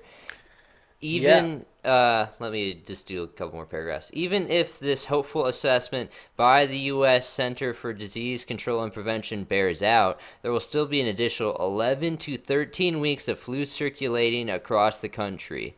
Quote, "In general, we see things peaking right now, but that means there is still a whole lot more flu to go. In addition, there are other strains of influenza still to show up that could be a major cause of disease." Yeah, so flu's getting really, really bad. Have you looked at the death toll so far? No. I heard, now, I'm actually going to do a quick live Google search here. Flu deaths 2017, 2018.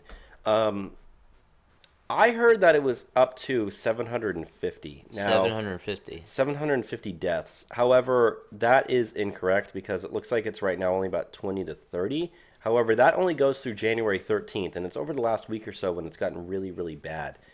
But anyways, they said it's, earlier when you were talking, you were reading that off, it said that the entire map is the same color.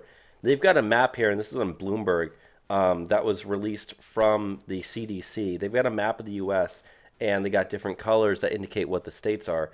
The color brown that they have indicates widespread influenza activity compared to, like, orange would just be regional, white is no activity and stuff like that. Well, every single state except for Hawaii and D.C. has widespread, and D.C. counts as local activity, so that's probably about as widespread as you're going to get in that district. And then Hawaii has regional level of spreading. So everywhere in the continental U.S. has widespread influenza activity. So this is, as they said, the first time that this has ever happened to them in their entire dozen years that they've been doing this. Now, remember when I was reading the death tolls. Now, like I said, the death toll number I saw was 750. I don't know where I saw that. It might have been fake news. We're gonna eventually know. But they said that in 2014 to 15, so like that winter, 148 deaths because of the flu. 2015, 16, 92 deaths. 2016, 17, 110 deaths. So you can already see that, we get about 100 to 150 deaths every year due to the flu. So that 750 number that I said, it seems really, really high, but we haven't reached that type of number like really ever. But this particular flu season is much, much worse than the others, so I wouldn't be surprised if it ends up being 300-400 people. Yeah. Or 750, like the thing I read said that I don't know where I found it. So if you can find it, please send us an email, trumppublicradio@gmail.com, or follow us on Twitter, DJ2Radio, or gab.ai at Trump_Republic_radio. Please send us where the actual statistics you find are. Yeah. So yeah, the flu's really bad. Do you want to go into some current year college craziness now? Let's go ahead and let's do it. Okay. Current year college craziness is a segment of the show where we talk about the crazy stuff happening on college campuses here and abroad, but predominantly here because we got the craziest colleges here in the United States, and we document what happens on those campuses every single week. Yes, sir. And this week we are starting off at Georgetown. So there is a Georgetown member of the board there. He is an advisory board member. Last Saturday, he got fired from the Georgetown board because of a tweet he had. This is Jeff Bernstein. He says, "Wishing you," and this was in response to Conservative Millennial, the Twitter account. He says, "Wishing you a Me Too moment. Maybe then you won't be so insensitive." So this is a guy who's on the board of, the advisory board there of Georgetown University, which is like the leading law school in the country besides like Harvard, Georgetown Law is in Washington, D.C. It's where Tiffany Trump is going right now. But the guy that's on the board there just literally wished someone a Me Too moment, hoping, oh yeah, by the way, I hope you get in trouble for sexual assault allegations come out against you. I hope so. Because maybe then you won't be so insensitive. But he got fired, so that's a good thing.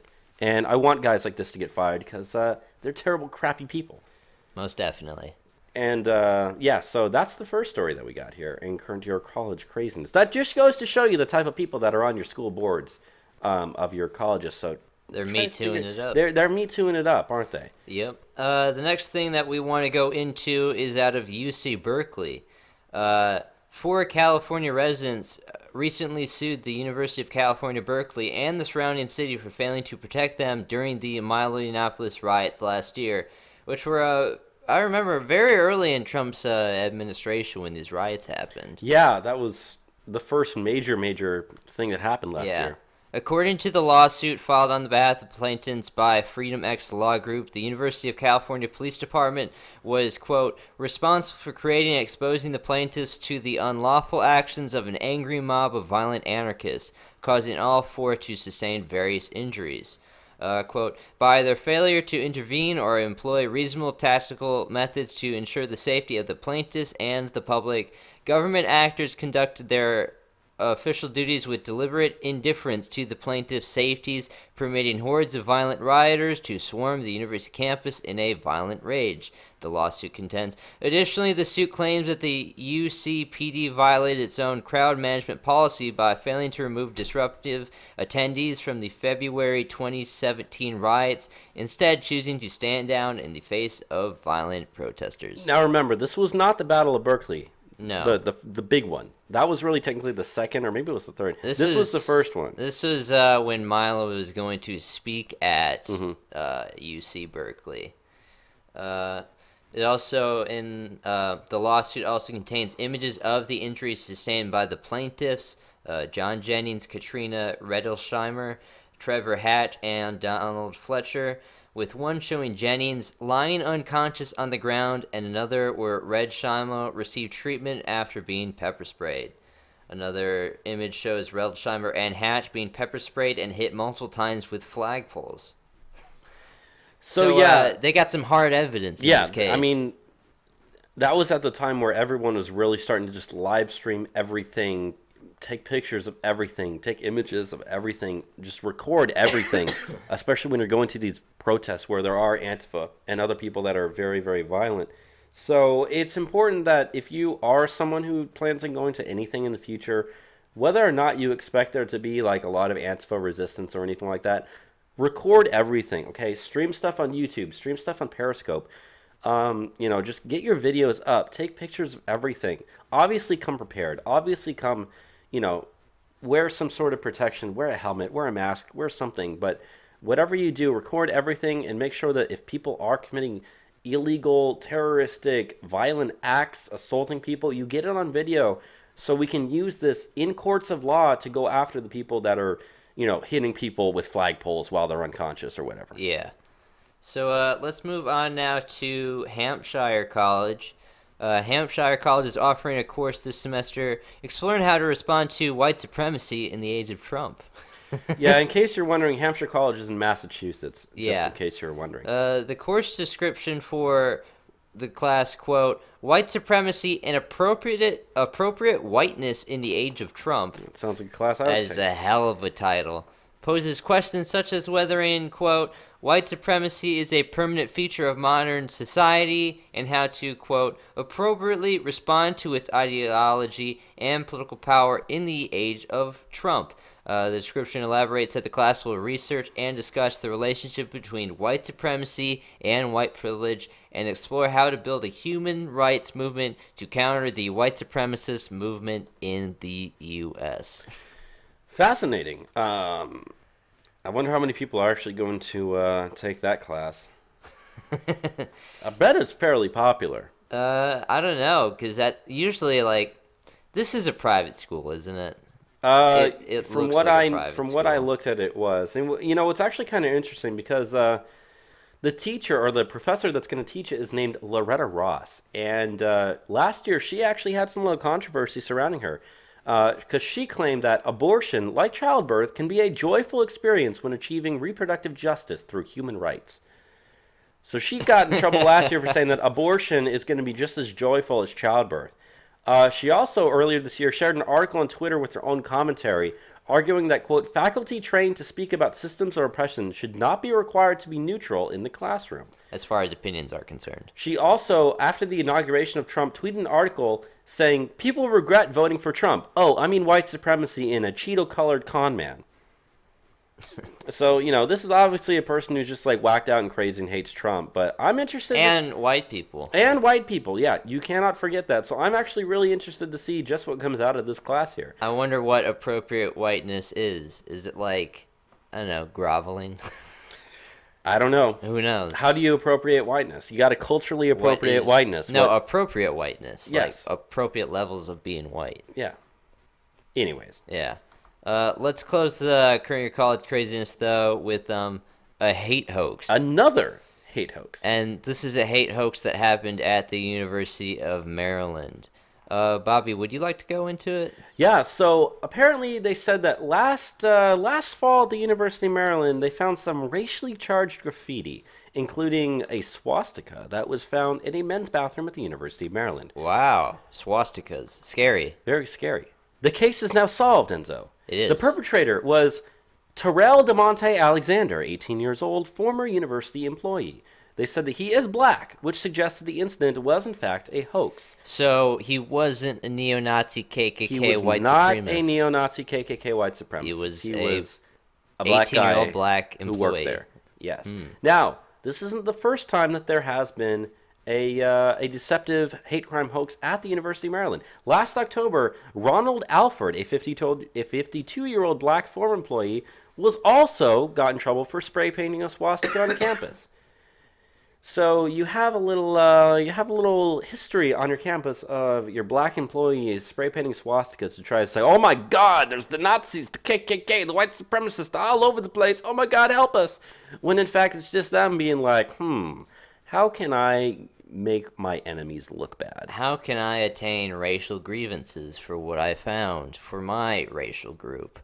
A hate hoax. And we see this all the time. Yeah. Almost every single time you have a hate crime, it seems like it's come out to be... I mean, has anyone found an actual hate crime article on the internet that didn't turn out to be a hoax? That's a legitimate question I have. Has anyone found any? Maybe like one or two? You can find 30 with a But click that are hoaxes. For every real one that there is, there 5 or seems to 6, be maybe 5, 10. 6, maybe 10 fake ones. We've seen hundreds of hoaxes. We've covered many of them on the show. Yeah, we've Both probably... in Current Year College Craziness and in other news. If you go through current year college craziness through the breadth of we've been doing the show, which is about 10 months now, we've probably at least talked about 100. At least. Easy. So, yeah. another one. Do you want to go now into some international news, Bob? Yeah, let's go ahead and let's do it. Okay, so we're gonna start out. We got a lot of international news this week. We're gonna start out with Europe. So the first thing that you wanted to go into was some stuff that they're doing out there in Swedenistan. So out there in Swedenistan, they are giving every single household a guide on how to handle terrorist attacks. It's called If War Comes. It was a booklet that they first published in the 1940s, right before World War II. Well, they said that that one was called Tips for Citizens on what they should do if Sweden was invaded. They now have an updated version that they've made to prepare for terrorist attacks, natural disasters, and war, all on the Swedish homeland. They said that the book is part of the government's plans to revive civil defense, meaning the whole community and not just the armed forces should be prepared for any attacks. Now, this comes after a string of explosions, grenade attacks, and terrorist incidences in the country. During the month of December 2017 alone, there was something like 30 explosions that happened in that country, all due to migrants setting off bombs and grenade attacks and stuff like that. So It's getting really, really bad. Anyways, they said, and this was the Swedish Civil Protection and Preparedness Agency spokeswoman Christina Andersson is saying, there are a number of concepts linked to warfare and military attacks that we have not communicated to people for many years. It is a challenge. So that's something they're actively trying to do, is let their citizens know, oh, by the way, just in case there's a war that happens, just in case there are grenade attacks and explosions that happen in our country, just in case those things happen, you should be prepared to deal with the situation. You know, I have another answer. How about prevent the freaking thing from happening even in the first place by deporting the people that you even bring in this stuff to your shores? Yeah. It's insane. Very bad stuff. But, there is some good news about Sweden, and that's, I'm sorry, not Sweden, Switzerland. Yes, we have some good news out of Switzerland. Essentially, maybe a Swexit. Sweden's top party has initiated a referendum to close its borders and sever its ties with the EU. The Swiss People's Party, SVP, a nationalist populist faction that currently holds the most seats in Switzerland's Federal Assembly, has initiated a referendum which they must garner 100,000 signatures by July 16th, 2019, which will allow them to have a vote to end the freedom of movement agreements, the Schengen zone, what they have in agreement with the EU, and sever their ties with the European Union. Now, Switzerland is not part of the EU, but it does have free movement Schengen agreements for the EU. Right. So by voting for this referendum, which they'll probably get the signatures they need, they will be able to reinsert control over their own borders again. Good. That's actually really good news. Do you want to hear some of the arguments that the party has proposed for why they want this? I would love to hear the arguments, Enzo. So I will give you two. Quote, a free and self-determined country like Switzerland has to control immigration itself, as most of the successful countries in the world do. It would never occur to them to grant over 500 million citizens of other states a legal right to immigration. Rather, many countries tighten their immigration laws against the background of global political developments with the aim of aligning immigration strictly with their economic needs, their security, and the country's potential. And the other is, since the introduction of the free movement of peoples with the EU, we no longer determine who is allowed to come to Switzerland and who does not. This must be over. The limitation initiative requires that immigration be regulated and controlled independently by Switzerland. So, pretty much everything that we'd want a country to do, and they're sticking up to the EU. Like we said, they're not part of the European Union, but they're in the same free movement agreement, the Schengen zone. Yeah.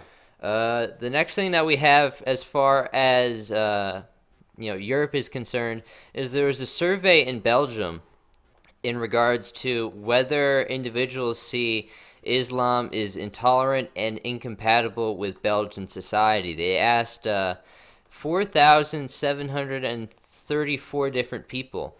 And the results are pretty staggering. 71% have said that Islam is intolerant and incompatible with Belgian society.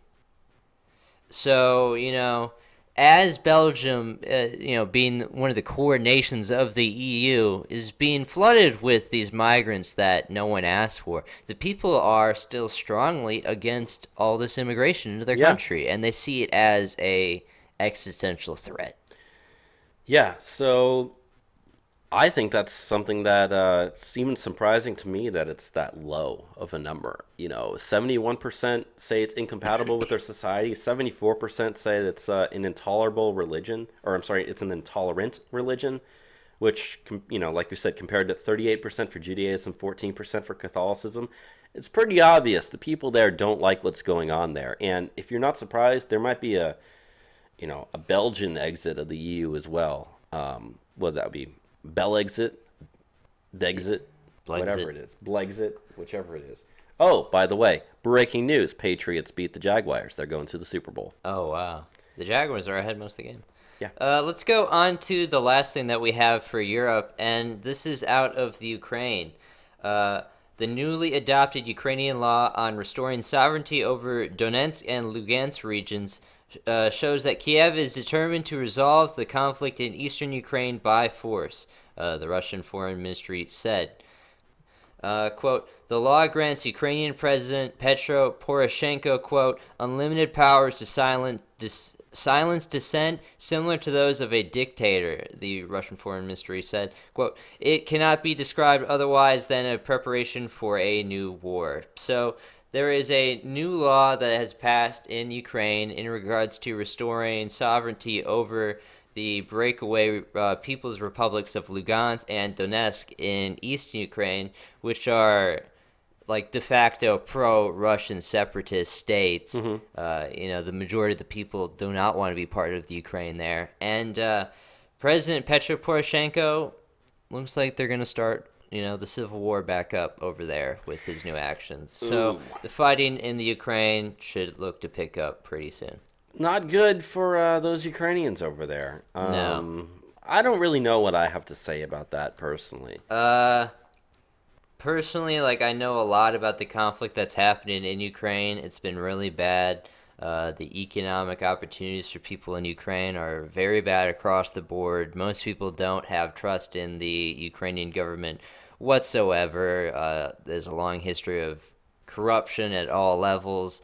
And, I think what they're doing is going to be really bad because the people in eastern Ukraine don't like the government in Kiev. Mm-mm. So, let's go now on to some stuff out of Asia. The first thing that you have there is what the U.S. State Department is telling Americans traveling to North Korea. Yes, so the State Department says, quote, are you going to North Korea? Are you traveling to North Korea? By the way, that might be a death wish. Why? Because they said, if you're going to North Korea, you make sure that you better draft a will and make funeral plans. They're not mincing words here. So, yeah, you have a big possibility of not returning if you try to actually visit North Korea. Number one, you'd be a dumbass if you are. So I don't know why any U.S. citizens are trying to travel to North Korea. But hey, they said, hey, if that does, I actually have the exact quote here. So it says, draft a will and designate appropriate insurance beneficiaries and or power of attorney. Discuss a plan with loved ones regarding care/custody of children, pets, property, belongings, non-liquid assets, funeral wishes, etc. They said that you also urge people to have a contingency plan for any emergency situations. So yeah, that's what the State Department was telling people that they need to do just in case they go to visit North Korea. So yeah, who wants to go to North Korea? Let's get our funeral plans ready. Yeah. We also got the other thing that we have for news as far as Asia is concerned is also in regards to North Korea and South Korea, and that is South Korea and North Korea have agreed to create a joint Olympic team for and they're going to march together in the opening ceremony of the next Winter Olympics, which is in South Korea, and which is only a couple weeks from now, Bobby. It starts February 8th. February 8th. That's less than 2 weeks, maybe just over 2 weeks from now. Yeah, the two countries met for the second time in a week Monday to discuss the possibility of creating a joint ice hockey team for the 2018 Winter Olympics in South Korea. The nations also agreed to create a joint North and South Korean women's ice hockey team for the Olympics in South Korea. This will be the first unified team for the two countries since they joined together for an international table tennis championship and a youth soccer match in 1991. North and South Korea have never marched together under one flag in any Olympic Games. That's great. The only question is, what flag are they going to use? It is a joint unification flag. Do they have a It is a unified, yeah, they do have photos of it. It is a unified Cool. South Korean flag. Nice. I'm excited about it. Yeah, and I'm glad this is happening because the tensions have been bad for a while, but I mean, if they're willing to work together to have success in the Olympic Games happening in South Korea, I mean, the best to them. And we haven't really mentioned this in the show today, but if you look back at some of the news that's come out of North Korea, there actually have been a lot of joint talks going on the last week or so. They've met several times, the North Korean and South Korean leadership in that building on the border that's got the border that runs right through the middle of the table. We've all seen the pictures of it. They've had their meetings there for the first time in like decades now. So, for all those people that think, oh, Trump's rhetoric is bringing us closer to war.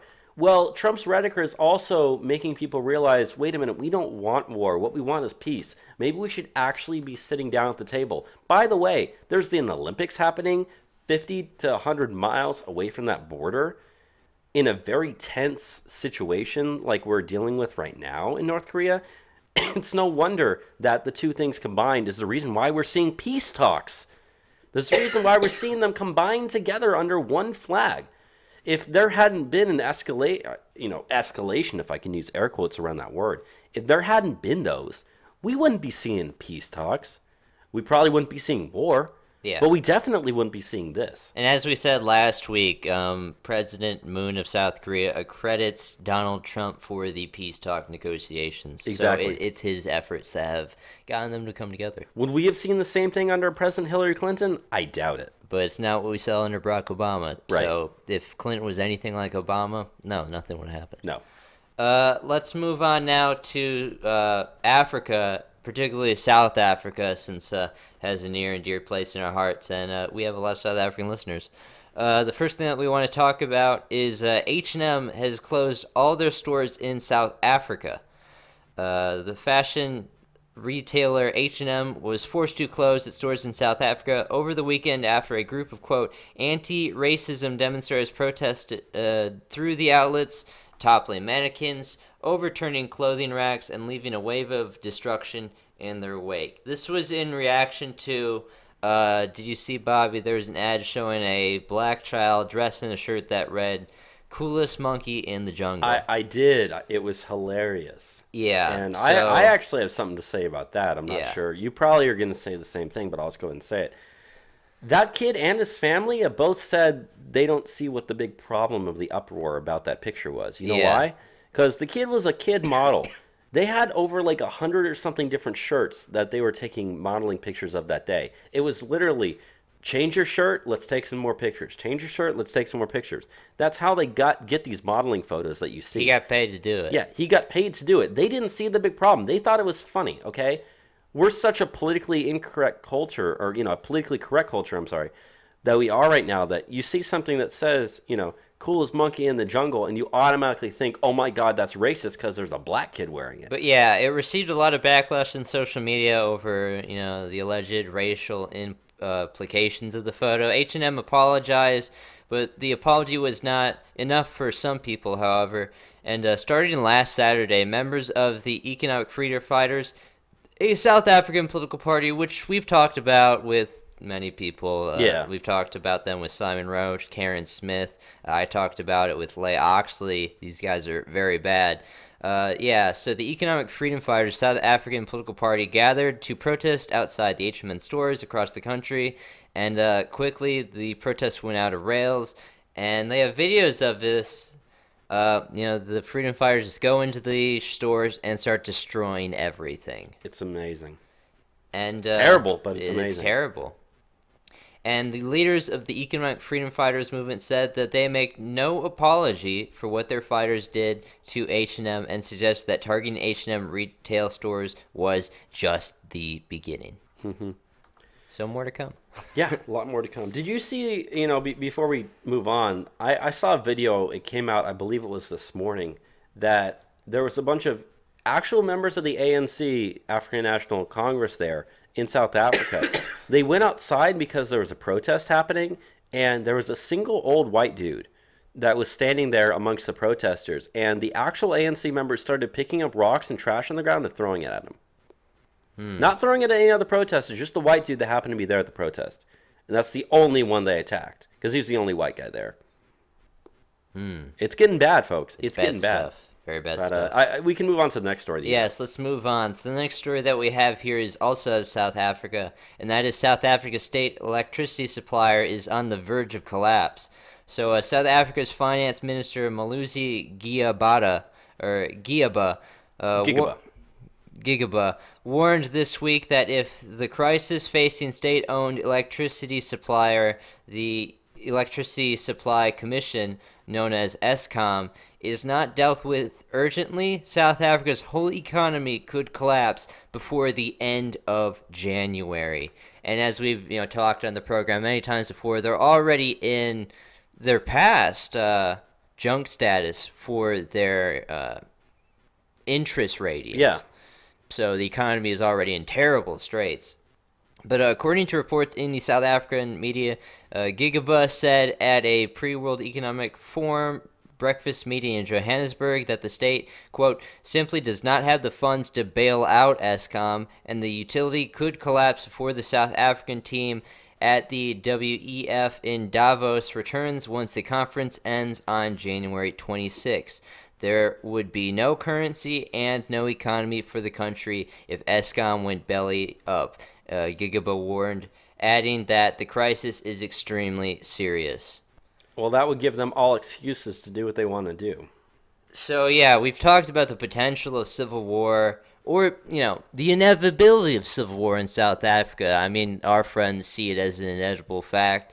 And I think when the power grid goes out with Eskom, which is supposed to happen towards the end of this month, yeah, complete civil war might break out. We just saw with these H&Ms, the economic freedom fighters said it's just the beginning. Yeah. And they're willing to break more stuff and attack, more white farmers. They don't care. It's time to take back all land from white people in South Africa for these people. And they're going to use this as their excuse. They're going to say, we don't have our electricity, we're taking your stuff. They're going to blame them for it. Yeah, they very much might just blame whites for the power going out. So, who knows? Bad stuff. Very bad stuff. Let's go now on to the stuff that we have in regards to the Middle East. The first thing that I wanted to talk about is Israel has unveiled details for a new underground wall along the Gaza Strip. We talk about there's the underground components for the wall. This is something that is actually already being worked on, and as we said before, Israel's walls work very well. So, the Israeli army on Thursday revealed details of a massive underground barrier being built along the border with the Gaza Strip in a bid to neutralize the threat of Palestinian attack tunnels. Eventually stretching some 41 miles, the concrete wall will be accompanied by motion sensors designed to detect tunnels digging and is expected to be completed by mid-2019. The project was previously announced, but the details of its construction had been kept secret until Thursday when journalists found out. So, we're not the only country that is actually dealing with these things. This is a specialty companies offer dealing with protecting, against tunneling under walls. Yeah. And it's something that already happens in the world. Israel is working on it right now. And it's what we want for our walls because it's proven to work. It's been proven to work in Israel, and it's going to work here in the United States. And, it's good because part of building the wall in America is making sure that every single wall goes at least 6 feet underground to prevent, shallow digging. Along with underground tunnels. sensing for any tunnels that go below 6 feet down there. So it's not like You know, it's not like it's just the 6 feet underground and you leave it there. No, we're actively looking at this thing, trying to prevent tunnels from digging and going under it. Because if you have the tunnel digging the sensors there, you can figure out exactly where they're building a tunnel, probably how deep they are. You can catch them in the process. Yeah. So, I don't know, good stuff on Israel there. I want now to get into some stuff happening in Syria, Yeah, because this the is stuff really happening in important. Syria is really big. So the first thing I want to talk about is what the Syrian regime itself has said, Bashar al-Assad's government. The Syrian regime army has vowed to drive out the U.S. from the country, the state media has reported. The Syrian army is determined to drive out the U.S. from any involvement in the country, the state television reported on Monday. Bashar al-Assad's army objects to any form of U.S. presence in the country and will seek to put an end to it, Reuters reported, citing state media. The U.S.-led coalition is currently training Syrian militias and plans to establish a new border force together with Syrian Kurdish-led opposition fighters consisting of 30,000 personnel over the next several years, according to the coalition. The move has been criticized by the Syrian Foreign Ministry, branding it a blatant assault on the country's sovereignty, according to the state media. So the regime has vowed to take out the U.S. involvement in Syria, and they want to get rid of this new border force that it's creating. Yeah. Now, Tillerson has come out and said this week that we have a long-term troop deployment and support for regime change in Syria. So the U.S. foreign policy is sticking by what they're doing there, and they're working with the Kurds. Now, the big thing that's happening right now is, and it's happening right as we're talking, doing this Sunday show, is our ally, Turkey, is currently invading northern Syria near, I believe it's Adrif. It's Afrin in northern Syria. They are currently airstriking, and tanks are currently going in supporting the Free Syrian Army, which is a regime opposition army, attacking the Kurdish-held Afrin region of northern Syria, which the United States is working along with currently, and a lot of the weapons for the YPG out there were given to by the U.S. government. So, you know, Turkey, this is under their Operation Olive Branch they launched Saturday. They consider the YPG to be a terrorist organization and a terrorist army that supports the PKK, which is a outlawed political movement for Kurds in Turkey. You know, we've talked many times in the show, the fighting between Kurds and Turks. And this is really going to be bad for U.S.-Turkish relations, because they're killing the people that we are training at the moment. Yeah. In open combat right now. I mean, during the course of the show, I was just looking at reports. You know, the Kurds have already taken out 12 different tanks in the assault. So, you know, the Kurdish fighters in the YPG, they're militias that have trained fighting against ISIS and Syrian rebel forces and Syrian government forces for the breadth of the civil war. They're very hardened troops, but at the same time, the Turkish troops are very, very well armed, and their air force capabilities and the strikes that they're able to do with drones and conventional artillery, it's doing a lot of damage to the region. The Turkish military says their air force has already destroyed 108 targets in the region, and this is a report I'm reading off of yesterday. So violence is really kicked up in Syria right now, when we thought it was kind of in a downward lull. And it seems like, I don't know. We are allies with Turkey. We are also arming the Kurdish rebels. Yes. So it's essentially like our people fighting our people at this point. Yeah. And Tillerson says we're going to stay involved. I don't want us to be involved. No, I don't. I want, you know, as much as I don't like the fact that the Free Syrian Army is attacking the Kurds, attacking the Kurds, the Syrians are still saying, yeah, we don't want the U.S. to get involved. As much as I don't want the Kurds to get attacked, as much as I don't really like Turkey at all, this is their problem to deal with, not ours. So I don't want us to get involved. I don't want us to be Tillerson's out here saying that we support regime change. So there's going to be continued conflict in Syria. And I just want it to stop, okay? I just want the Civil War to be over. Yeah. It's not worth our lives, our investment, and it's bad for our foreign policy, the way that we're entangling ourselves with all these competing client groups in Syria. Syria doesn't matter to me. Let Bashar al-Assad take it over. Yeah, it's precisely. his nation. Precisely. You want to go now to the last thing that we have for the Middle East and what happened out in Kabul? Yeah, so out in Kabul, at Kabul's in Kabul's Intercontinental Hotel, they were attacked by gunmen earlier today. This is actually a popular hotel for Westerners that are in the area. It's been the target of several terrorist attacks in the past. They said back, I believe it was in 2011, there was a bomb that went off and some Taliban people shot up the hotel as well. So this isn't the first time that, people have attacked this hotel. They said that so far there's more than 40 people that have been killed in this attack. And they said that the people who attacked it just started shooting at staff members and shooting at guests. The building itself caught on fire. And they said it started around 9 p.m. So a lot of people are probably, back in the hotel at the time that they did it. So far, a bunch of people gone to the hospital. But yeah, it's getting bad, dude. It's getting really bad out there. And I've got an updated article here that they said it was 6 heavily armed assailants. They pinned down security forces for more than 13 hours before the last attacker was finally killed, which allowed guests to flee the building while the thing was still on fire. So 13 hours of siege, of keeping people hostage, of shooting at people before all the assailants were finally killed. So it's crazy. Yeah, that took a really, really long time. They said that so far it's 6 other people, including 3 security forces, were reported wounded. More than 150 people, including 41 foreigners, were rescued from the hotel once all the enemies were killed.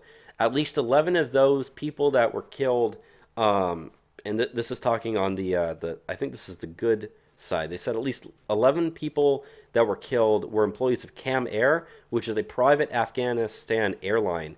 At a news conference, the Cam Air put out a statement saying that most of its flights will be disrupted because of the attack. 6 of those killed were Ukrainians that were working with Afghan law enforcement agencies. A single citizen from Kazakhstan was killed. Most of them were Afghanis, but I guess all I can really say is it's bad. So Yeah, apparently bad. they said that what they were shouting was, "Don't leave any of them alive, good or bad. Shoot and kill them all." That's what one of the guests heard the assailants screaming at each other during the attack. So they said that they were shooting at people who were having dinner in the restaurants before breaking into guest rooms. Eventually a fire broke out. They heard more explosions, and live TV footage showed people trying to escape the windows of the upper stories by literally climbing down, like jumping from balcony to balcony on their way down. They said some people were able to escape. Not many people were. A few people did fall, apparently, which is not good. But, the entire building, like a large section of it caught on fire. That's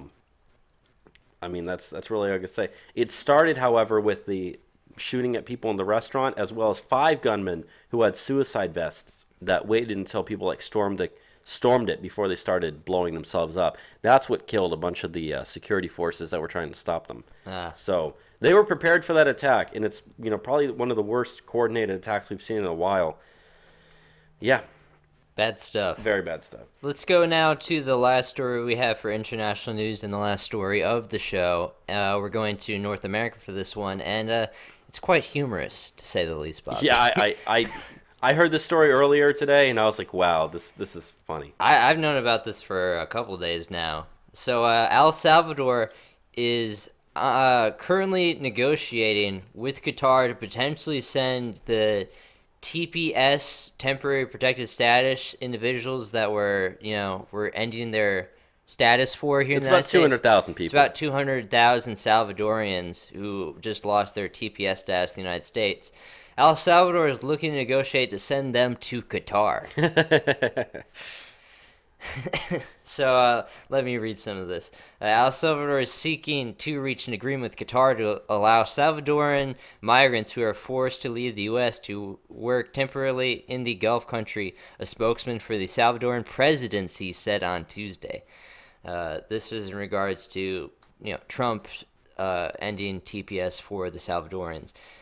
Presidential Communications Chief Unicio Chica said El Salvador was in talks to see how Salvadorans could be employed in Qatar. Quote, "The Kingdom of Qatar has held out the possibility of an agreement with El Salvador whereby Salvadorian workers could be brought across in phases to Qatar," Chicas told reporters. After an unspecified period, the Salvadorians would return home, Chicas added, without saying how many workers the program would encompass.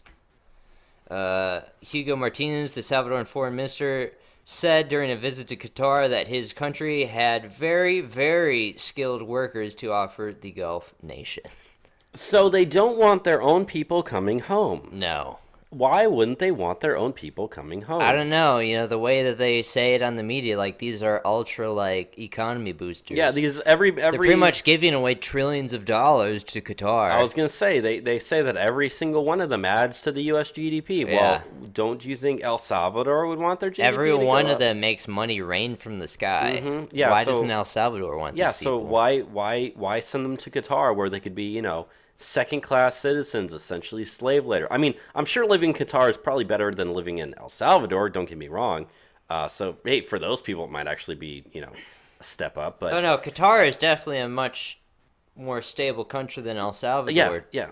And its GDP is much higher. I mean, it's not a democratic society whatsoever. No, and like it's definitely I said, nothing like El Salvador. But hey, it's still better than El Salvador. Not as good as the U.S., but you're right. Definitely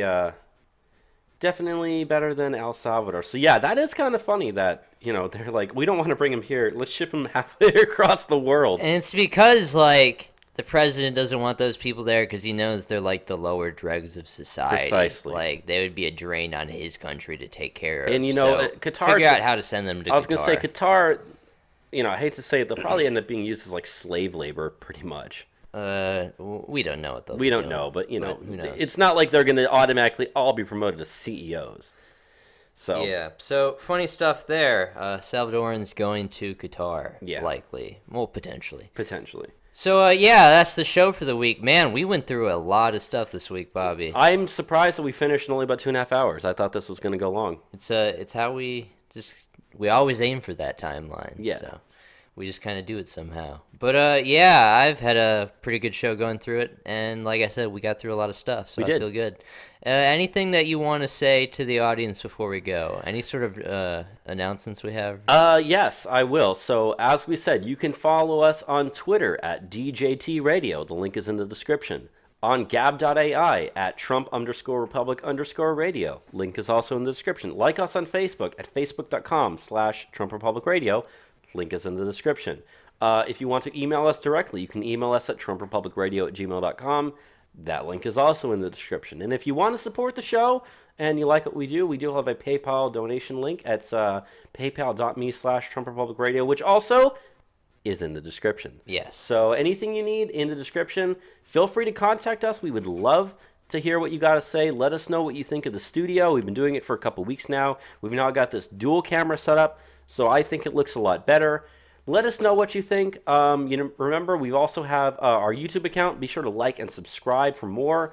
On YouTube, if you're listening to this, on YouTube, the file size of these videos is too large to upload to YouTube, so we're working on that. However, the actual podcast itself will continue to be released on YouTube like normal. So if you're listening on YouTube, we would love for you to watch us live on YouTube. It's every Sunday afternoon. The time has been kind of flipping around, and it's been last week it was 2, this week is 3. Next week we can't start at 3 because the Royal Rumbles. Yeah, we like Sunday WWE. night, so. Also, February 4th is going to be the Super Bowl, and as much as we like the boycotts of the NFL, I'm not going to miss that. I'm interested in seeing what the New England Patriots are going to be in it.